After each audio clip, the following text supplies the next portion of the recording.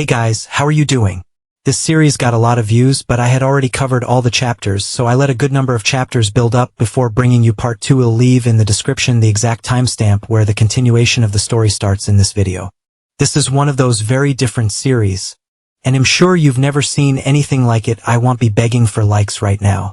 I'll leave that for the end. Without any more delay, let's get into the video. What would you do if the Earth were in a global collapse? The only chance to get out alive would be entering a ship and traveling for 3,000 years frozen to another planet, but when you wake up, the ship is destroyed, and you are the only survivor. And to make things even worse, you land on a planet infested with aliens that want to devour you. I confess that this work got me hooked from beginning to end. If you like science and suspense, you will like this work. It is a bit complex, so much so that I took a while to make the script, so already hit the like button and leave a comment, because it was very hard to bring this video to you. The work begins with the mothership called Atlanta being destroyed. Our protagonist is called Dong, and he was recording a diary. He tells humanity, if it still exists, that the colonizing ship of the Arcadia mission ended up exploding. This mission had the goal of saving humanity by taking it to another planet. However, something happened and it ended up exploding. Planet Earth became uninhabitable, but the reason for that will be told later. With that, several colonization programs were created. The destination was planet Kepler 3265, and the code name for this planet would be Arcadia, but something mysterious ended up happening to the ship that carried a gigantic crew. All the crew members were in hibernation, and the only survivor was our protagonist Dong. The guy didn't know what was going on and was now lost in space. Recording his last message, he hoped his voice would reach Earth. The poor guy had just woken up from a 3,000 years hibernation and didn't sit and understand anything. He even thought that this would be his end because he would be adrift in space. However, he ended up seeing his guitar. Each crew member could take one item, and that was the one he chose. If by any chance this was his end, he would like to spend his last moments with his guitar. His dream of playing in a rock band didn't move forward, and he never imagined that instead of a rock star, he would become a man lost in space. There was no air there, so it wouldn't be possible to hear the notes he was playing. But let's be honest, that would be a pretty philosophical ending. When he was about to give up and die in space, he received a warning on his suit. The escape capsule was activated and he could flee to the nearest planet. Luckily, this capsule was coming toward him, and now he wouldn't die floating in space for eternity. The Atlanta escape capsule reaches him and manages to rescue him. He falls hard inside it, and after pulling the lever he could save himself by landing on the planet just below. This would mean he would give up on his companions. It wasn't certain that they had all lost their lives in the explosion, but he wouldn't take the risk. After pulling the lever, the ejection ship headed toward the planet. This would be the last chance to stay alive. And within moments he managed to land on an alien planet. The ship activated the parachutes and crashed hard on the ground. He needed to scan to know if the air was breathable. After kicking the door a few times, he managed to open it. He was still dizzy from being frozen inside the ship for 3,000 years, but that place looked like a paradise, better than that hell on planet Kepler 3265. Maybe this would be a better destiny for the Arcadia mission. He activates his emergency radio, trying to contact any crew member or some android from the ship. The temperature was 23 degrees and had 12 oxygen level. From afar he saw a person wearing an alien suit. The clothes were very similar to the members of the Atlanta crew, so he imagined it was a companion. But at that moment some slime fell on his visor. It was saliva from a giant alien monster ready to attack him. The claws come at him, and he manages to dodge at the last second. Dong is thrown to the ground. He still wasn't used to the gravity, and now would have to deal with a creature 10 times his size. Logically, he received training to deal with this. After all, this protagonist of ours is an elite soldier, you'll see. The monster had red eyes, and Dong, with a small weapon in hand, gets ready to counterattack. That little knife didn't seem like it would solve the situation, but it was his only option. He wouldn't stand still waiting for death. Facing this creature head-on would be hard, so he jumps. A smart and strategic fight would be a better option. Since the gravity and air pressure were different, he didn't react fast enough to dodge and attack with its tail. The creature started tossing him from side to side. In those cases, he would have to try to break free because he could faint. He threw himself from up there and managed to land on top of the creature's head. This guy here is really brave and immediately stabbed the monster with his knife.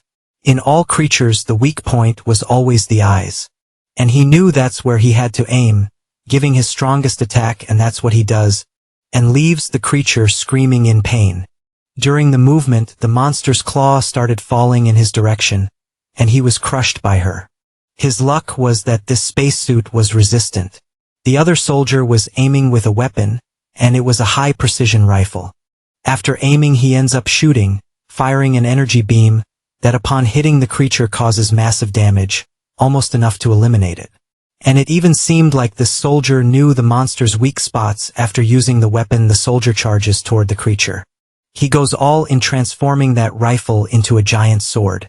At that exact moment, the monster tries to defend itself. And with the sword in hand, he strikes back.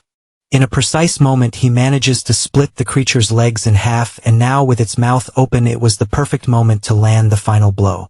That would be incredible. And when he pulls the trigger, the explosion happens, thus finishing off the monster for good. When it hits the ground, it causes a small earthquake because of how huge the creature was. Seeing that whole scene, our protagonist realized that it was not a crew member from his ship. That was an alien from this planet, so he thanks with his hands raised. He didn't know if this alien would be friendly or aggressive, so he keeps doing a universal peace pose. He even gets rid of the knife, showing he didn't have threatening behavior. The knife falls to the ground, and the soldier speaks in an unknown language. They really did look like human beings, so Dong decides to show his face by opening his visor. It was to send a message that they were similar, even though from different planets. At that moment, we already see that the alien is a woman. She had understood the message and also puts away her weapon and decides to show her face to him. The guy gets apprehensive. And after she removes the helmet, we see that she was a very beautiful alien. I'm telling you, the women in this story are really cute. The author did a great job. This girl had just saved Dong from a giant monster. He didn't know why this girl had done that, and even less why that monster attacked him. The girl was handing him a bottle to drink from. He looks at that container, unsure if it was safe. His suit scans and detects that the temperature is ambient and the atmosphere contains a lot of ethanol, hydrochloric acid, and methanol. The girl draws a water molecule and keeps saying the word chi, pointing to the drawing in the sand. He quickly understands that she was offering him water. Would it be safe to open his suit quickly to drink it? And during training, he learned he should try speaking English with beings from other planets since it's an easy language.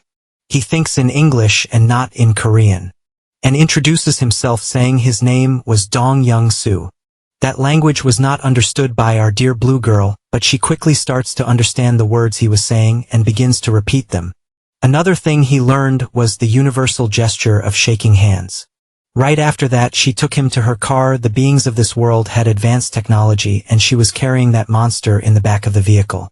Talking to the girl, he discovered that the planet is called Bumi, and the intelligent creatures living there are called Bumians. The place was very beautiful, and it seemed those Bumians were peaceful and intelligent. Besides, the climate and landscape of the planet were beautiful, but it would be destroyed in 5 years. Our hero had barely left Earth, which was doomed, and already went to another planet that would be destroyed. During the trip with the girl in her car, he started recording a voice message. He was documenting every moment on this new planet and discovered through her that the remaining time on this place was very short. They go to a tech base and end up parking the car inside. They go up a ramp to the upper compartments.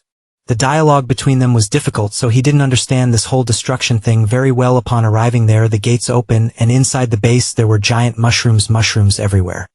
The girl walks over to another platform and holding something that looked like a phone, she says a few words. Dong was trying to learn that language and kept repeating her words. It seemed the planet had gone through a recent catastrophe, and he was trying to understand what she was saying. After a while, she started cleaning up that monster. The creature's skin was extremely thick and heavy, and inside the creature there were some valuable parts, and others not so much, and even needed to be removed and thrown far away. The mushrooms were carnivorous feeders, and that was new to Dong, who keeps recording everything in his virtual diary. It was the first time he had seen a mushroom feed on monster flesh. Until then he was just observing and decided to help her. After offering help, she kept pointing to show what he should do. Our protagonist grabs some of the creature's legs, and she thanks him because it was tiring work. After some time, they finished dividing the creature. They had only been together for a few hours, and she was already able to say a few words in English. They both thanked each other for helping one another, but there were no more words they could understand, and it created an awkward moment. She gets off the truck and says she's going to get something. After going to her machine, she starts saying that she would like to learn English. Dong thinks that it is some kind of computer with artificial intelligence. She was learning the human language very quickly, and all that alien equipment catches his attention. On top of the table, there were some sculptures made of stone. He thought it was beautiful and asked if she made that by herself. When she noticed he was looking at her sculptures, she got scared and quickly took them from his hand. In a cute and funny way, she tried to hide them so he wouldn't see. The guy already starts wondering what the problem with that was. And he also noticed that the Bumians were all clumsy and shy. During the course to become a colonizer, he learned that he should try to connect with the natives, and one way to do that was to show a smile, and he even tried to smile by making a scary face, scaring the girl. It seems that being frozen for 3,000 years wasn't very good for his facial nerves. Another tactic was to give a thumbs up. But in some cultures that could be seen as an offense. So another gesture would be to make a heart. But the way we make the heart is symbolic since the organ doesn't have that shape. Even so, he tried and left the girl surprised. As if she recognized it, then he made the heart and pointed to her sculpture, signaling that he liked it. The Bumians were quite intelligent, and she immediately offered her little figure to him, and with blushing cheeks she said it was a gift. Those sculptures were called Balaya, and it looked like a little pig. He said that she was very talented. Leaving the girl embarrassed. Right after that, she pronounced his name. She pointed to her table, showing other sculptures she had made. When she reached the table, she got very excited, and even activated a projected image to show what the creatures look like in real life. At that moment he realized that Balaya was not the name of the sculpture but rather the animal. And very excited she showed other sculptures and the image of the creatures. Dong recorded everything in his virtual diary, because the animals were very different from the ones found on Earth. Meanwhile, she was showing all the sculptures she had made. She was saying many words, and he wasn't understanding any of them. And when comparing with the monster that attacked him, he realized they were very different. It seemed that monster wasn't from this planet. She asked why he was thoughtful. And since he knew she liked animals, he decided to show her some pictures. If there's one animal that everyone likes, or at least almost everyone, it's the kitten, and he immediately shows her a photo of his pet. In the course he took for colonizers, it said that he should use English to talk to aliens, and also that he should look for something in common with them to make friends. And that's exactly what he was doing by showing her pictures of animals. The girl had learned the word cute, and so she started repeating it non-stop, saying the cat was cute. She repeated those words like a child, and our hero said he would teach her other words. The guy even felt happy because he had imagined he would be the last surviving person and would have to spend the rest of his life alone. It seems that our protagonist liked the girl so much that he kept showing her videos of his cat, but there was something he liked even more, which was his guitar. And he asks Langit to wait a little because he was going to get something. After so many words, he discovered that her name was Langit. After a few seconds, he comes back with his guitar, and is surprised that it didn't break. He repeats her name, leaving the girl surprised, speaking in English, and very slowly he said that he liked music, and asks if she knows what music is. At that moment he starts playing the guitar. A robot approaches very fast, and keeps repeating Langit's name. The girl turns to the robot, and he was desperate, bringing urgent news, as if something dangerous had happened. Our hero was trying to make a serenade for the girl, but was interrupted. The robot brought the news that her father was poisoned. She was surprised, asking where her father was because he was desperate. The little robot couldn't speak properly. And we see that the guy was turning red. Our hero didn't understand this alien language, but he realized it was about someone or a danger called ingress. Without thinking twice, they run over there. The base was very big, and it took a while to reach the place. It seemed that the door could only be opened from the inside because it had a password. Or maybe the door was simply jammed. It seemed that was what she was trying to do, contact her father, but was not succeeding. After using a lot of strength, the door didn't move even a little. When analyzing with his suit, he noticed that the door's track was broken. Maybe there was a very strong impact on the door for that to happen. And the desperate girl kept trying to open it. Since they were shorter than humans, they didn't have enough strength to do that. The little robot says that it would be impossible to open the door using only hands, and it seems that they had the antidote for the poison, and even decides to hand it to the girl. Dong asks them to step back. The guy was an elite soldier, and his suit was highly technological. With that, he managed to break the door, making them enter quickly. The girl's father was lying on the ground, very weak, with a red body. She screams the name Ingress, and besides turning reddish, he was also releasing pink smoke from his mouth. Next to him were some capsules releasing a reddish liquid. Dong imagines it's some kind of hormone that the Boomians took. She calls the little robot, who goes to her backpack to get another device with a blue liquid. Watching that scene, he imagines the liquid is a stabilizing hormone. She shakes the capsule and places it on her father's belly to release the medicine. The liquid is injected into the body, making him gradually return to his original color, which is light blue. The girl asks if her father is okay, and he says yes, but realizes that there is an alien race in his base and keeps looking at our hero in that flashy outfit. Our hero listens to that conversation between father and daughter without understanding anything. It seemed like he didn't feel safe with Dong. After all, he was the alien race from the point of view of the Boomians. To his surprise, these people had the technology to create robots with artificial intelligence. And the little robot asks him to follow it. These machines had an easier time learning languages. But learning a language from another planet wasn't that easy. It wanted to show something, and starts pointing to the screen saying its name was Haiji. Dong says it's a pleasure to meet him. Instantly Haiji learns to speak English, and starts to explain a bit about the planet. He was pointing with his arms to some images. This planet was called Boomi, and up to that point our hero already knew. Then explains that the planet will be destroyed in about 5 years. The star they orbit is called Panin. But the robot's English wasn't that good, and it was a bit hard to understand what it was trying to say. And after some time explaining, he understood that there is a meteor called Ragbat, and this meteor has some connection to the destruction of the people. He imagines that this meteor is what will destroy the planet. The girl shows up with her father, who is already healthy. The little robot explains to the man that the alien is named Dong. The man introduces himself as Ingress. This story about the meteor really catches his attention, so he asks if what the robot was saying was true. The man explains with a little difficulty that the meteor fell on this planet. The explosion was gigantic. And at that moment our protagonist gets even more confused. It was hard to understand if the meteor had already fallen, or if it was still going to fall. The girl hands him his guitar. The robot realized that the human wasn't understanding. It kept drawing a circle as if it were the orbit of planet Boomi around the star. This planet took 1 cycle to complete its orbit. In other words, they had 5 years of life because that was the time left before the meteor impact. The meteor would fall on planet Boomi and everyone would be destroyed. The guy was already desperate because now he understood exactly what they were trying to say to him. Dong had just escaped Earth, survived an explosion on his ship, and now landed on a planet that would also be destroyed in the end. It might have been better to stay on Earth. The scene shifts to a character waking up very confused. A robot appears telling him to grab his belongings as that would help recover his memory. He didn't understand anything where he was or who he was. With that guitar in hand, he wonders why he was there. Strangely, he could play the notes with precision. The only thing he remembered was the music he used to play. He started remembering playing the guitar alone at the Houston Space Base. His friend was named Dean, and he had the dream of playing in a band. His friends sang along with him, and they streamed it online. The guy's dream was to play in a band for 100,000 people, and every time he dreamed of that, he felt happy. The robot returns asking him to say his name, rank, position, and mission. This was our hero, Dong Young-soo, chief of the maintenance section of the Atlanta ship.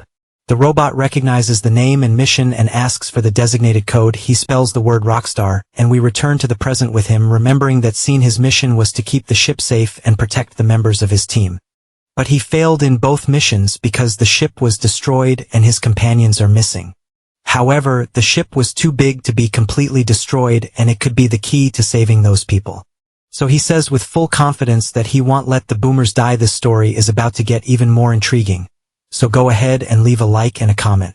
When I was reading this, I couldn't stop theorizing about what happened to the ship and where his companions were. Our hero had an idea to save these people. He started searching through some books he had in his bag. The robot starts reading all that information to learn more about the human language. What he really wanted was a book about the ship. The robot had found some interesting information. There were some letters with images. And he teaches the robot a few words. And everything that was said, that machine stored in its memory. The Boomians watched apprehensively because this human could be the key to saving them. And while everyone was anxious, the robot was learning to read. It would be important to teach the robot to speak English, to communicate better with the Boomians, and so he starts repeating the words and making gestures. Also, the robot could understand perfectly. And within a few moments, the little robot says it has learned. and starts reading the content of the book. Hyde was very smart and begins flipping through quickly to read all the remaining content. Our hero watches without saying anything, and within a few seconds, he had read all the pages. Now speaking perfect English, he says he understood all the human gamma structure, so Dong says he can explain properly, and says he knows a way to destroy the meteor. He couldn't pilot the ship to flee far away, but the ship could cause an explosion. If they could locate the ship, they could throw it against the meteor. The girl's father was listening to everything, and the robot says that Ingress is curious to know about this method. With a chemistry book in hand, he decides to explain. It would be a bit complicated to go over all the physics basics with them, so he looks for the periodic table and explains how the elements work. And next he explains everything in detail to the little robot. It would be important for him to learn about that. And lastly, the most important piece would be oxygen. 2 hydrogen molecules and 1 oxygen molecule formed water. And the robot says it knows that. The guy is surprised because it seemed the people of that planet already had chemistry knowledge, but there was something called Appleton that humans had discovered. The little robot gets curious and starts reading that information. That was the famous dark matter. This substance could not be observed with light, and only reacted to gravity. This fact makes the robot curious. It didn't matter if they didn't understand what dark matter was. What mattered was that they could use it to save the planet. It's going to be a flashback to before the space mission, with them discovering how to use dark matter. Some scientists were observing the explanation. With this new discovery, intergalactic travel would be possible. The biggest problem for these trips was fuel. However, space was full of dark matter. So they would be able to refuel the ship during the journey. They even show a prototype of an engine that used dark matter. That was just the initial project, but it already gave them an idea of how it would work. The maintenance chief was Dong, our hero. After greeting the engineer, they move on to the next part of the explanation. The students were learning about these concepts. To become colonizers, that was the symbol of the Atalana, the ship that would save humanity. To become colonizers, they would need to follow strict rules. The guy asks what missions were written in that notebook, and the guy explains it's a sequence for the ship's self-destruction. This information scares the guy. That ship had an antimatter bomb more powerful than all the bombs on Earth. That's because Arcadia was a planet similar to Earth, and could have intelligent civilization there. Maybe they evolved in the same way some scientists believe humans evolved. And if by chance they posed a threat to humans, they would explode the ship on the planet. That would be necessary to ensure that humans wouldn't be hunted by those aliens. Dong's mission was exactly that. If the aliens posed a threat, he could use the ship to blow everything up. The little robot gets scared, saying it would be dangerous. But the man, who also seemed to be a scientist, sees a glimmer of hope in it, contradicting Ingress. Hyde thinks the human is not trustworthy. And here's the little robot speaking in the alien language, something that suggests Dong could be evil. This really was a scary idea, so they start discussing whether it was a good plan. After all, it could be our hero tricking them just to help find his ship. And in the end, want to blow up the entire planet Bumi. However, they think for a bit and decide what they would do. Our protagonist confirms by saying he would like to find the ship's engine together with them. The group asks why Dong gave them this information. Because he would need allies, so he decided to tell the truth. He wanted to use the power that humanity possesses. And he would do that to save Bumi. He extended his hand and said that if they accepted a deal, they should shake hands. Logically, they were suspicious of the guy, but in the end they shake his hand, because they had no other choice but to believe him. It would be a risky mission because the ship was in space around the planet. Everyone holds his hand. It would be a difficult mission, but they would need to believe. The little robot says it didn't understand the man's last words because they weren't in the dictionary. He repeats, saying he would do everything to save the planet Bumi. It seems that this was just a test by the robot to see if the guy was lying or not. And so the little robot agrees to help, placing its little hand. The first mission would be to track the ship, and then find a way to reach it. The scene flashes back to when they were receiving training, and the doctor said the trip would last 3,000 years. The students were paying attention because this mission was super important. When they arrive on the other planet, maybe humans on Earth will already be extinct, and if they are still alive, they won't have the technology they have today. It was super important that the humans sent there were trained because they would be the hope of humanity. And with the book in hand, he said that everything they need to learn is recorded there. Our hero was rereading that book and writing down important information. It was as if that training had happened just a few days ago. Everything was still fresh in his mind, and he knew he would need to modify his suit. Ingress was a mechanical scientist and could make the necessary modifications. This suit was made for space and not for resistance combat. Besides, his body was not adapted to the planet, so the suit would need powerful batteries. For that, they would explore planet Bumi in search of technology to find the ship in space. The little robot suggests attaching a respirator directly to the helmet. Besides, this modified helmet would make it easier to use the Bumi in weapons. The scientist said it would be possible but wanted to analyze it better. That helmet had communication functions. It was a part that would no longer be used, so they could remove it. The suit also contained water tanks to regulate temperature. If he spent too much time without the suit, he felt a buzzing in his ear. That was because he still wasn't adapted to the atmospheric pressure. This large pressure difference caused dizziness and nausea. If he were exposed long-term, it would have bad consequences. By removing the backpack cover of the suit, they see the oxygen tank. It would be possible to keep reusing the planet's oxygen to fill the tank. But for that, some changes would be necessary. In the meantime, he would use a temporary respirator. The next step would be to find a base with better equipment to locate the lost ship. In the meantime, he would need to keep doing physical exercise. Being hibernated frozen in the ship for so long left his body weak. Besides, this planet only had mushrooms for him to eat. It was okay to eat those mushrooms, but they weren't very nutritious. Ingress said they could be dangerous if not properly prepared. So he boiled them and then steamed them. They were already used to eating only mushrooms, and maybe that's why their bodies were weak. Anyway, he would need to worry about his long-term health. Besides training, he should look for other sources of protein. The biggest enemy so far was that monster they call Gerida. They ended up on this planet through meteors that fell a few decades ago. He had already noticed they weren't native creatures of this planet. The robot explains that those monsters fought the Bumians and they ended up losing the war. With that, those creatures multiplied and took over the planet since it would be a threat. Dong asked the robot to teach how to defeat the Geridas. First, he would need to destroy the vital organs. Like the brain, the heart, or the lungs. However, they were similar to vertebrates and were resistant. The robot confirmed, saying they are very strong, so they should use the Bumian weapons. The weapon called Naga was like an electromagnetic spear that unleashed lightning. It wasn't very hard to use, and Dong had military training. The real problem was when those monsters attacked up close. Langet would help him train in hand-to-hand combat. For that, she puts on a respirator, and upon inhaling that gas, her body starts turning red.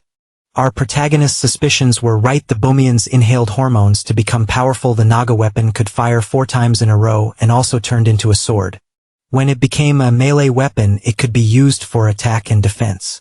When the attack came from above, she showed the posture he should take, and look how muscular this girl is. Tell me you wouldn't want a juice like that. The robot explains that the weapon should be used with the correct angles. If the attack comes from above, you should point the blade upward. But if the attack comes from below, you should lower the blade. The girl then calls Dong for a training session. He starts mimicking the movements.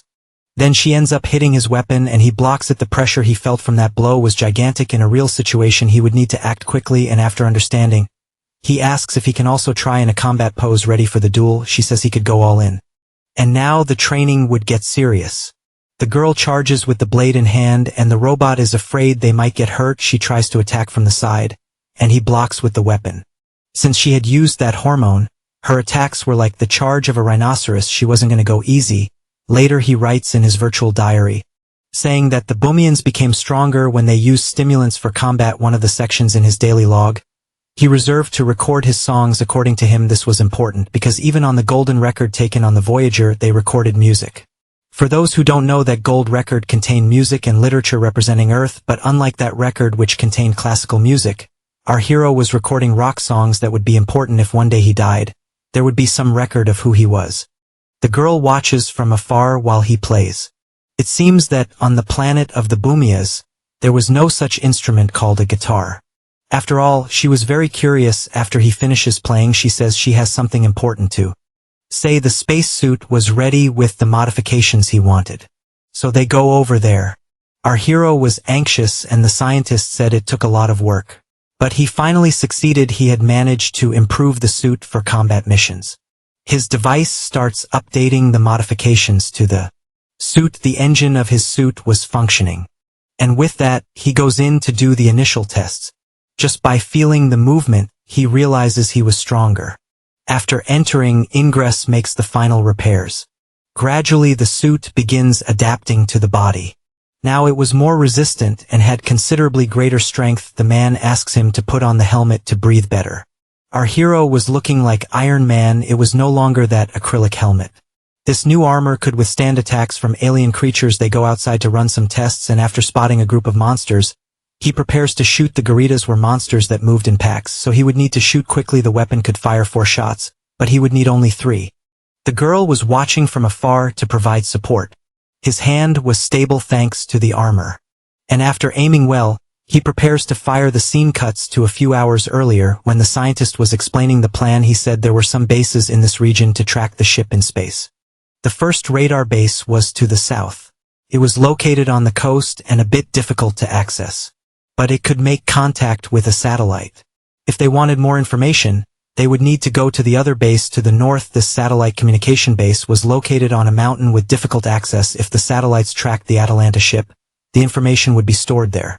But first he thought it better to go to the coastal base because it could have important resources. On the way to the radar base, he wanted to search for debris from the ship. That's because they could find useful items in the wreckage. This makes the girl curious to know what kind of items humans have. He replies saying they might find weapons, food, and seeds. It seems she had never heard of seeds, but then she understands what the word means and asks if there were cat seeds. The robot gives the last bits of information they would need to know. The girl says she already loaded the car with supplies since the trip would be long. They also took some medicine in case they got injured, and before leaving, the robot wishes good luck to everyone. Longet was confident, and her father says the mission will be a success. They just needed to follow all the steps correctly, and so we return to that moment when he was preparing to shoot the monsters. He ends up firing a shot, and a laser beam is released from the weapon toward the creatures. The blast hits the alien's head directly, causing a lot of damage. They start screaming and calling for reinforcements, and shortly after, they go into hand-to-hand combat. He had prepared for this and was wearing a special suit. Even with armor, the fight would be difficult. Since there were only 2 monsters, he could use this battle as a strength test. He would need to wait a few more moments. And when the right moment came, the man told his daughter to shoot. She was in the perfect position. Then they managed to shoot 2 monsters in front, hitting them directly, leaving only 1 alien for Dong to defeat. If the attack came from above, he would have to block from above. But if the blow came from below, he would have to lower the weapon. The girl was tense, worried about Dong. Then she decides to intervene to help him. Since he was a rookie, she comes down the flowered mountain to fight the creature. And without much difficulty, she manages to split that monster in half. The girl was very skilled, and after defeating the monster, she takes a deep breath. Poor Dong wanted to test the armor but didn't get the chance. He even said it was supposed to be his test fight, and she makes a mischievous face like she couldn't resist the battle impulse. Even the girl's father scolds her, saying it was meant for the rookie. She had good intentions but ended up overriding her father, who was the team leader, so she apologized. Next, the scientist tells Dong to search for the wreckage of the ship. With that, he would go ahead to scan the terrain. He knew the guys sent him ahead to keep catching the daughter's attention. After walking a few meters, he reached the boxes that fell from his ship. It was a large storage compartment for personal items. The black box should be floating in the air, holding important information. With the upgraded suit, he begins to climb the compartments. There was a voice recording mechanism there, and he breaks the protective security glass. He decides to remove the case from the black box and listen to the final recordings from the moment of the crash. The ultimate goal of the mission was the safety of the colonists. He listens to the final recording of his friend Dean, saying that Chief Dong would not survive the crash landing. He realized that this was his friend's voice, recorded into Alexia, the ship's operating system. With that, he concludes that he only survived the explosion because of his friend. He kept repeating the safety protocol to Alexia, and asked the ship to eject a safety capsule for his friend, who was drifting in space. No matter what happened, the ship had to save Dong. Our hero saw that it was thanks to his friend that he survived, and wonders how far he made it in the ship, and whether he is still alive. He probably also ejected the ship's supply section so it would fall on the planet. He knew that would be important for Dong. The girl down below asks if he needs help, and our protagonist says he doesn't, and tells her to stay down there holding the things he was going to throw. Next, he throws down some boxes. There were important items there that would be necessary, and this other box with his hands would be useful to see what happened to the ship. He had also brought a friend's diary, which brought him old memories. While he would analyze the items, he asks the girl to rest. And so he starts reading that diary. There was a lot written, and he gets emotional reading it. We see a flashback of when he was receiving training for the trip on the Atlanta ship. Someone calls his name. It was a superior, so he makes a respectful gesture. This was the day he would pass the interview to become a colonist. The girl appears behind him and asks what our protagonist was reading.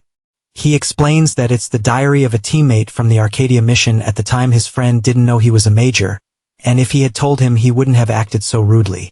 Of course, the girl didn't understand anything because she didn't know the meaning of those ranks.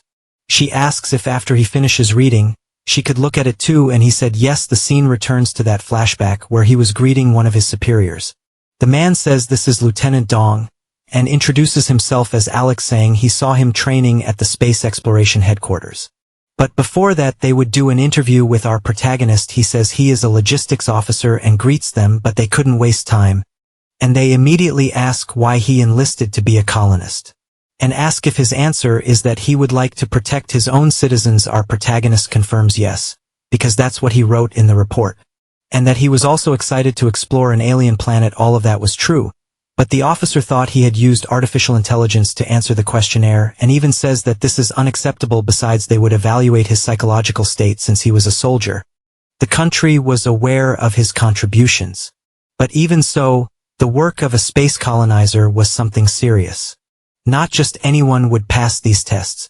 Dong had a not-so-good history in adolescence, so he ended up making several mistakes but turned things around. The officer was reading in the report some information, and assumed the boy only wanted the mission because of the money left to his family. In response, our protagonist said that was one of the reasons, and with a suspicious look the man asks if he has any idea how serious this mission is. He was in debt with college, and his mother had health problems, so he really needed the money. And in the report it said that in the past he hung out with delinquent youths to make money. Dong asks how they knew that information. That's because they conducted interviews with people around the participant. The protagonist confirms yes, but says he never committed theft or anything. He only sold electronic devices. And after he went to live with another family, he stopped those activities. In the report it said that he met a streamer girl and got involved with her. And then they start talking about him serving in the army in some battles. They make some compliments saying he proved to be a great soldier even being young, and ask the boy to talk about his combat experience. Then he explains some missions he ended up doing. He even took part in missions for space catastrophes like meteor falls. Besides, he acted under high pressure in a combat zone. The officer says he heard very good things about him in that aspect. It seemed the boy really was an elite soldier, and never failed to complete a mission with excellence. In response, he says he's used to facing big challenges. Since childhood, the old man asks if he likes challenges to try to escape the trauma he suffered as a child. He finds that a bit strange, and the old man continues saying this boy seems lucky for escaping all the misfortunes of his life. When his parents died, he managed to enlist in the army. And when his companions died in battle, he was the only survivor. And now that Earth was doomed, he also wanted to survive by leaving in a spaceship. The boy says there were moments he really wanted to give up, but anyway, he always had two options: give up or keep fighting. And even going through hardship, he understood that continuing to fight was the best option. The old man mentions that the beneficiary of the pension is registered in the name of that streamer. And to finish the interview, he should fill out her contact information again. All the information obtained on this mission was top secret. After signing, he asks the officer if he had passed the interview. The guy puts his hand on his face and says that's not a question one should ask, and then hands over a booklet of the top secret Atlanta project. The code name of this alien planet exploration was Mission Arcadia. He should read this entire booklet by tomorrow morning. The position he will hold will be Chief of Section 1 of Maintenance, and upon arriving at the base, he will be promoted to the rank of Major. But until he boards the ship, he will be a simple candidate and student. The boy, without showing much emotion, says he's surprised to have passed the interview. The scientist warns that most of the trip they will spend hibernating, which will last about 3,000 years. Combat experience was a huge advantage for him to get into the project. He could also choose one belonging to take on the mission, and when they say goodbye they wish everything goes well and that they survive. And he still asks if by any chance the boy drinks. He said he stopped drinking a long time ago. And the old man says he should enjoy and have one last meal before they depart. They say goodbye, already thinking that this mission is high risk. Someone else calls his name and says they will guide him to the accommodation. And in this way he goes there. The place was a bit far and the soldier ends up offering him something. But our protagonist does not accept. And says it's alright, that's because this could be his last cigarette. And that after entering the accommodation he will never be able to smoke again. So the boy ends up deciding to try it. And lights it with a lighter. Outside it was very cold. At no moment did he regret this decision. The plane was waiting for them and he quickly gets there. Upon entering the aircraft he noticed that his items were already inside. The only thing he decided to bring was his guitar. A guy asks if by chance Dong was a musician with a bored face. He said no. And it was at that moment that he met his friend Dean, who was the maintenance chief, and comments that they are both lieutenants. Actually, our hero was his superior. Outside there was a sign saying that this area was top secret. They arrive at the accommodation. Everyone was anxious for the training. Our hero was the maintenance chief of Team 1. And at that moment Dean saw the badge on his shoulder. And felt embarrassed because he didn't know that his new friend was his superior. Outside it was really cold. A giraffe appears. And she starts eating some grass. Don't ask me why there's a giraffe in the middle of the city under a snowstorm, but she was there cold and eating. Several rockets were being prepared for the mission that would take place in a few weeks. Meanwhile, the crew members were receiving training. Our protagonist drops the box on the table, and his new friend was still feeling awkward. He introduces himself to everyone, and says they will receive some items to read. Asks everyone to raise their hand if they had not received it, and so he starts distributing. And those who received it would lower their hand. Dean goes to our protagonist and asks if it was him on the plane earlier. Dong says yes, and asks if the guy can help him with the distribution of the spreadsheets. Quickly the guy offers to help.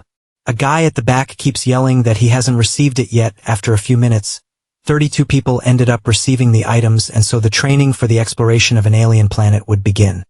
This would be a top secret training, and no other person in the world would know about this mission. As some people know, the world is in collapse. And if information about this space exploration leaks, the CIA would investigate them. And not even the United States government knew about this mission. Earth collapsed due to a climate crisis. Tomorrow there would be a written test based on the booklet they received. And they would also do some medical exams, so they should fast. And the main training would start right after breakfast. The first training would be physical conditioning. Since hibernation would wear down the body a lot, they needed to be prepared.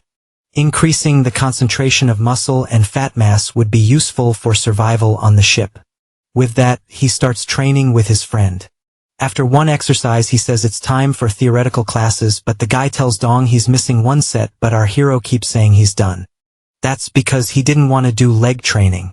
And his friend even gets mad, saying he can't skip those exercises. After the test, he congratulates everyone, saying they did well. The theoretical classes would take place next. And he would have to participate in those as a student. The test was difficult, so he looks for his friend and starts asking for the test answer. His doubt was about the answer to question 3. The guy keeps telling him to face forward, but Dong doesn't understand the gesture, and the teacher was in front of him, seeing that the boy wanted to cheat. After the theoretical classes came the practical training again. They would train mechanics on a real model prototype of the ship. In these missions, since the journey would last many years, the ship could break down, so it was important that every crew member knew how to do maintenance. Besides, they would learn gardening to grow potatoes and beans. Those were very nutritious foods that would be useful in space, and they start learning all those skills. It would be nice if there was coffee in space, and his friend asks if by any chance he wants to open a space cafe. They had already learned many skills to carry out the. Finally, they were testing the spacesuits. The suit had an exoskeleton that could be used to give more strength. It was like the suit was a superhero costume. He explains after that they did combat training. This training would be super important because they might encounter powerful aliens. And he keeps trying to scare his students, talking about the creatures. Many of them didn't believe in life beyond Earth. But that was something they would check when they got there. The officer was analyzing everyone during training, and make some notes and jokes, saying that Laika would do better than them. It seems our protagonist didn't know that name. That was a Soviet dog who traveled to space, and the guy gets angry, saying they are being compared to a dog. After doing all the training, they would learn about how hibernation worked, and they watched some detailed video about the process. This would be important because the trip would last 3,000 years. An artificial intelligence robot was programmed to help them. This was Alex version number 1. Our protagonist explains to the students that this robot will help during the trip.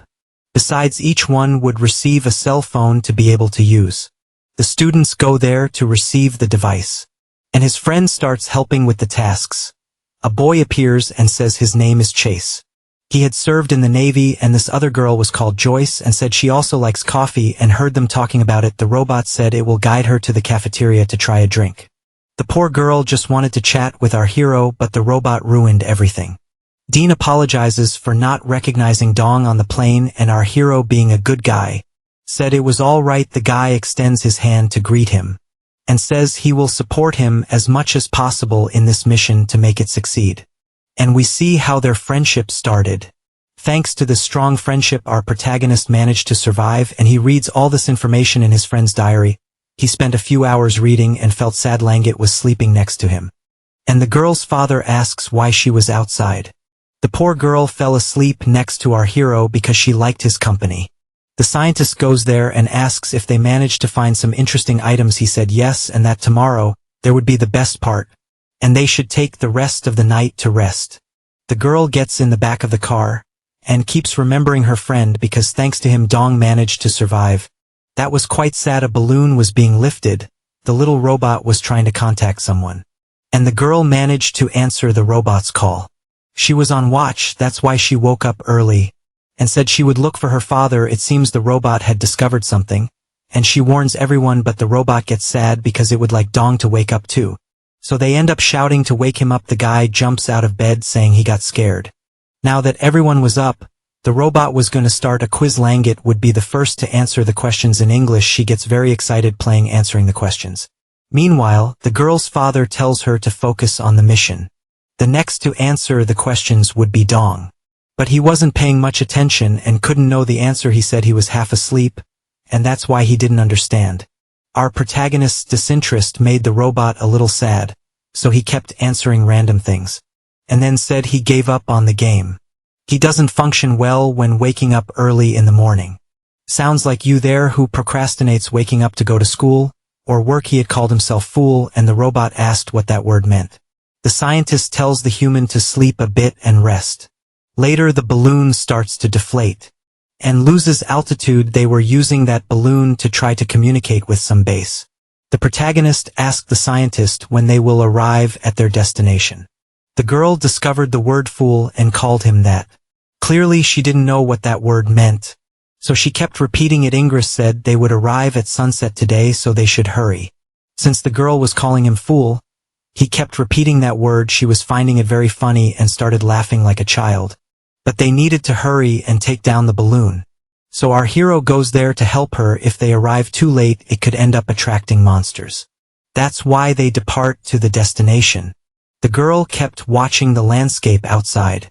Since she was born, she hadn't traveled the whole planet, but was locked in this region. Inside the supply boxes there was a human weapon. The scientist asks what kind of weapons those are.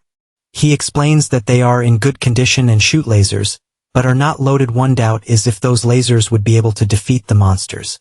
Dong explains that they are similar to the Boomian's weapons, but these have smaller caliber with faster shots. Besides, there were plasma cutters that cut metal, which makes Ingress excited. He even starts laughing, planning some modifications to make on the weapons. He notices a manga in one of the supply boxes. It was written in Japanese and he didn't understand it perfectly. But those drawings caught the girl's attention. Since she was spying on him, Dong asked if she wants to read the book later. That was a school story manga. And he explained to her that it was a language he didn't master much.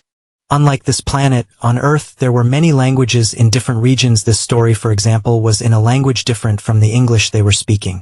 She got interested because the story took place in a school. He explained that school is a place where young people go to learn and asked if on this planet they also have that. The girl explains that she learned only with her father and with the robot because she lived her whole life inside the bunker, but just by looking at those illustrations in the book, she feels like studying like the people on Earth. She couldn't understand the writings but could interpret the images. Our protagonist even remembers the time when he was young and had a lot of fun. And he keeps trying to imagine how Langet would be if she were a student, since the girl was very intelligent. He already imagined her as a nerd, saying she had no time to date or else she could very well be a delinquent since the girl was strong. No matter how she was, he knew he would get along well with her. In his curiosity, he wanted to know if Dong also went to school and if he found it fun. He said he went to school and he remembered the time when he studied and suffered bullying. He was a bit chubby and ended up getting beaten. One day he decided to help a person who had been hurt. It was an older guy and he was feeling a lot of pain. Even so, our protagonist was there to help him. An explosion happened and he saw that streamer girl who later got involved with him. There were many memories in his mind. Next we see him in a cemetery. He had lost someone important. And that's why he was very sad. All this happened while he was still a teenager and at school. Because he was sad, the girl concluded that school is not as fun as she imagined. The guy calls her saying he has something interesting, and shows a page of the manga saying that child looks like her. That's because the manga character liked cats, just like Langan. The character's name was Amani and meant sound of the sky. Just like the girl's name, she asks him to read the story to her later and he said he could do that. The girl thought the story about kittens was cool and ends up taking from her backpack a sculpture of a cat she made with that sculpture in hand. He comments that it was cute, but he hadn't understood it was a cat and she laughs at his face. Later they arrive near the military base. The place was hard to access and they watch from afar. The air defense base was on an island, but to get there was not so simple. He would have to cross a bridge, but it was broken. The original path was submerged by water. That's because at dawn the tide would recede, making the path visible. That's why they would wait and do maintenance until the right time. Dong wanted to know why that bridge was destroyed. The scientist says it was probably because of a meteor. The meteor destruction system was deactivated. Fortunately, the emergency power was still working. This meant they could use the reconnaissance radar. Remembering that they needed to track where the ship was to go to it, they ascend the communication balloon. And the scientist said it was time to report to that little robot at their base about the progress. The girl makes the call and asks if he was listening and said they managed to arrive at the location. The robot asks about the situation of the base and she explains about being outside waiting for daybreak. He asked if there was nobody at the place and warns that the former commander was named Paraka. Even if nobody was there, the robot Heiji warns to be careful. They still had a lot of energy and would keep searching at dawn. She asks her father if he felt any trace of the Garadas. He says no, but near the base he could feel that there were some monsters. It was as if those creatures exhaled a scent that was slightly perceptible. The day finally dawns. It was cloudy and raining, but they would need to continue with the mission. Suddenly the weather changed, getting dark. The rain then caused storms. They were at a lookout near the base that was on an island. The scientist begins to explain the plan, saying they were very close to the base. When the tide went down they could go around toward the island, but they should be careful because the creatures appeared when the tide lowered. He explains he could smell the creatures even if faintly, and about creatures inside the base he wouldn't know, but one thing was certain, they would have to fight to get there. The girl finds something. It seemed to be combat-related objects. These were Bumian's items and her father said they brought memories of the past. The warehouse was messy and she could smell the creatures inside. They could be pups of the Garadas. Some similar species, and to reassure them the scientist says to stay calm because they were no longer in that warehouse. Before anything they decide to eat to prepare, but Ingress tells Dom he would need to moisten that food bar. And so they prepare for the mission the next day. It was delicious to eat something different from mushrooms. That protein bar gave a lot of sustenance. The scientist says to rest well because tomorrow the mission will be difficult. And they should hope it's not raining. But the rain had not stopped. They couldn't postpone one more day, and that's why they were preparing. They brought the most effective weapons to defeat the monsters. The girl's father tells everyone to get in the car because they would depart. And so they head toward the island. The tide had gone down and it was possible to cross by walking. Those creatures were sneaky and they would need to stay alert. The biggest concern was the bridge collapsing while they passed under it. Since it was raining, it was harder to smell the creatures' pheromones. Langat notices an obstacle ahead. The stones had collapsed, blocking the path. They would have to clear the way because outside the mud would trap the car. So they go there to break the stones and start hitting with sledgehammers. It would be dangerous to attract the monsters because of the noise, but they had no other choice. The scientist asks Dong to look ahead. That's because there was some creature standing in the middle of the path. The girl warns from afar that there are several enemies behind them. There were dozens of Garadas approaching. Upon realizing they were coming toward her, she starts shooting. Our hero warns he will finish clearing the debris so they can escape. But right at his side one of the monsters emerges from the mud. At that moment, he hesitates whether to fight the creature or keep clearing the path. However, Garatas start to dig themselves out. And they were very close to our protagonist to attack him. One of them jumps toward him. At the last second someone fires a shot, saving our hero. Ingress was inside the car and tells him to run inside. The boy starts running desperately while the creatures chased him. It was a huge number of monsters, and they begin to speed the car to escape. The worst part is that these creatures could call reinforcements. And that's exactly what was happening outside. Dong manages to hit some hammer blows on the creatures' heads. But something was catching his attention. From afar he saw a light shining above the bridge. It was as if someone was there, and this person turned on a light again, signaling. He was understanding that light signal. So he asked Langit to adjust the radio signal to frequency 70. She asked him to open the side ear cover. And started adjusting the radio on his helmet, moving the device to the correct frequency. Thus he began analyzing the radio frequencies that could be transmitted by that person on the bridge. Again the signal started arriving with a code emitted by the flashlight. It was a robot from his crew trying to contact Dong. Finally they managed to reach the correct frequency. And Alexia asks if he is a member of the Atalanta crew, and to confirm asks him to declare affiliation rank and code name. She needed this information to confirm his identity. Then Dong says his name and the other information she asked. After that Alexia confirms the identity and asks for instructions from the maintenance team leader. With that he orders Alexia to provide fire support. And from the bridge she starts aiming at the creatures around the vehicle. He confirms saying she can shoot, and thus he got a new ally in his mission. Since she was in a privileged position she could have an advantage in shooting. And with that she started eliminating the creatures from above. Alexia's shots were accurate since she was an android, and they began to feel relieved because she could. And so they start entering the base inside the island. However, the creatures were still chasing them. And our hero was out of battery to keep shooting. He asks the android to release some weapons for them to use, and in response Alexia says she will provide batteries. That was enough, so he orders her to move position. The girl who was also by his side shooting asks if that robot was an ally, and he said yes. She would open the doors so they could enter the fortress. She had reached the designated position and asks for combat information about the enemies. He explains that these creatures have bodies similar to vertebrates. These here were a slightly smaller version of the Gyaratais, and even though they were smaller they were strong and fast. Besides they were intelligent because they could even hold Dong's hammer. He mentions these creatures are clever, and one creature ends up pulling him off the vehicle. The girl screams worried about her companion, then she jumps trying to hold him. She manages to save him, preventing Dong from falling onto the car. Dong thanks her for saving him. There was a sharp curve ahead, and they would need to hold tight. The creatures kept chasing, and already inside Alexia starts shooting the monsters. Little by little she was eliminating them one by one. Since he had provided information about the aliens, she was able to choose the most effective weapon. Soon after Dong tells them to hold their weapons and move forward. He goes to talk to the android and perform the ocular recognition. After that she confirms his identity. It was necessary to do this confirmation so he could give complex orders to the robot. Now he could give the important mission protocol, which was to protect the team's life. According to the Arcadia mission protocol, all entities were hostile.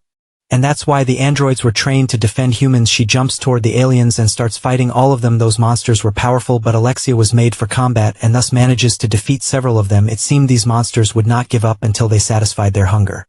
Dong takes advantage to shoot. Since they were at some distance, she warns the crew to hide and that she would stay behind. And after eliminating all the monsters she would go after them. But our protagonist says she wouldn't need to defeat them all, just enough to escape alive. The scientist was managing to open the doors and ask the human if it was reliable to trust that robot. He appears and says yes because she stayed behind so they could escape. But they were not trusting the android much. Dong tries to calm them, saying Alexia was created to help survive outside the ship. In other words, she was created precisely for combat, and we see that she really was very powerful. However, the monsters kept coming. It was as if thousands of Gyaratas appeared at every moment, but she continues outside spinning around all of them without showing any emotion. He tells the scientist to open the door because Alexia was already returning, and so he pulls the lever. The robot was returning to them so they could enter safely, and she comes illuminating the corridor. The battle had been intense, and she warns that it weakened the horde of creatures. I don't know about you, but just looking at her face I also get suspicious. The young man says she did a great job, and she asks if these were his companions. Then he introduces them saying they are Bumians and their names are Langit and Ingress. She asks if by any chance they understand the human language, and our protagonist said yes. However, she didn't trust them and pointed her weapon. The boy asks what Alexia was doing and orders her to put that blade on the ground. However, the android girl insists that he translate those words for the Bumians. She says it was they who shot down the Italanti ship. The mood gets tense and our hero confirms with the scientist if he had understood what she said. Since she spoke in English, the scientist confirms saying it was their species who shot down the Italanti ship. The android warns them not to act with hostility since the girl was holding a weapon. And Alexia still warns if she lost control of her blade something bad could happen. And the damage would be irreparable. Our hero warns again for her to drop the weapon, and the scientist says he will answer any questions they have. The first thing Alexia would like to know is why they shot down the ship. The guy says they didn't order the attack. In fact, it was other Bumians, and it was an autonomous decision of the attack satellite. She asks if by any chance he has contact with others of his species, and in response he says that in the current situation trying to communicate with others would basically be asking to die. At that moment he started speaking without an accent, showing that he knew the human language very well. He warns that long ago the Gyritas were only wild and fierce animals that attacked the peoples of this world.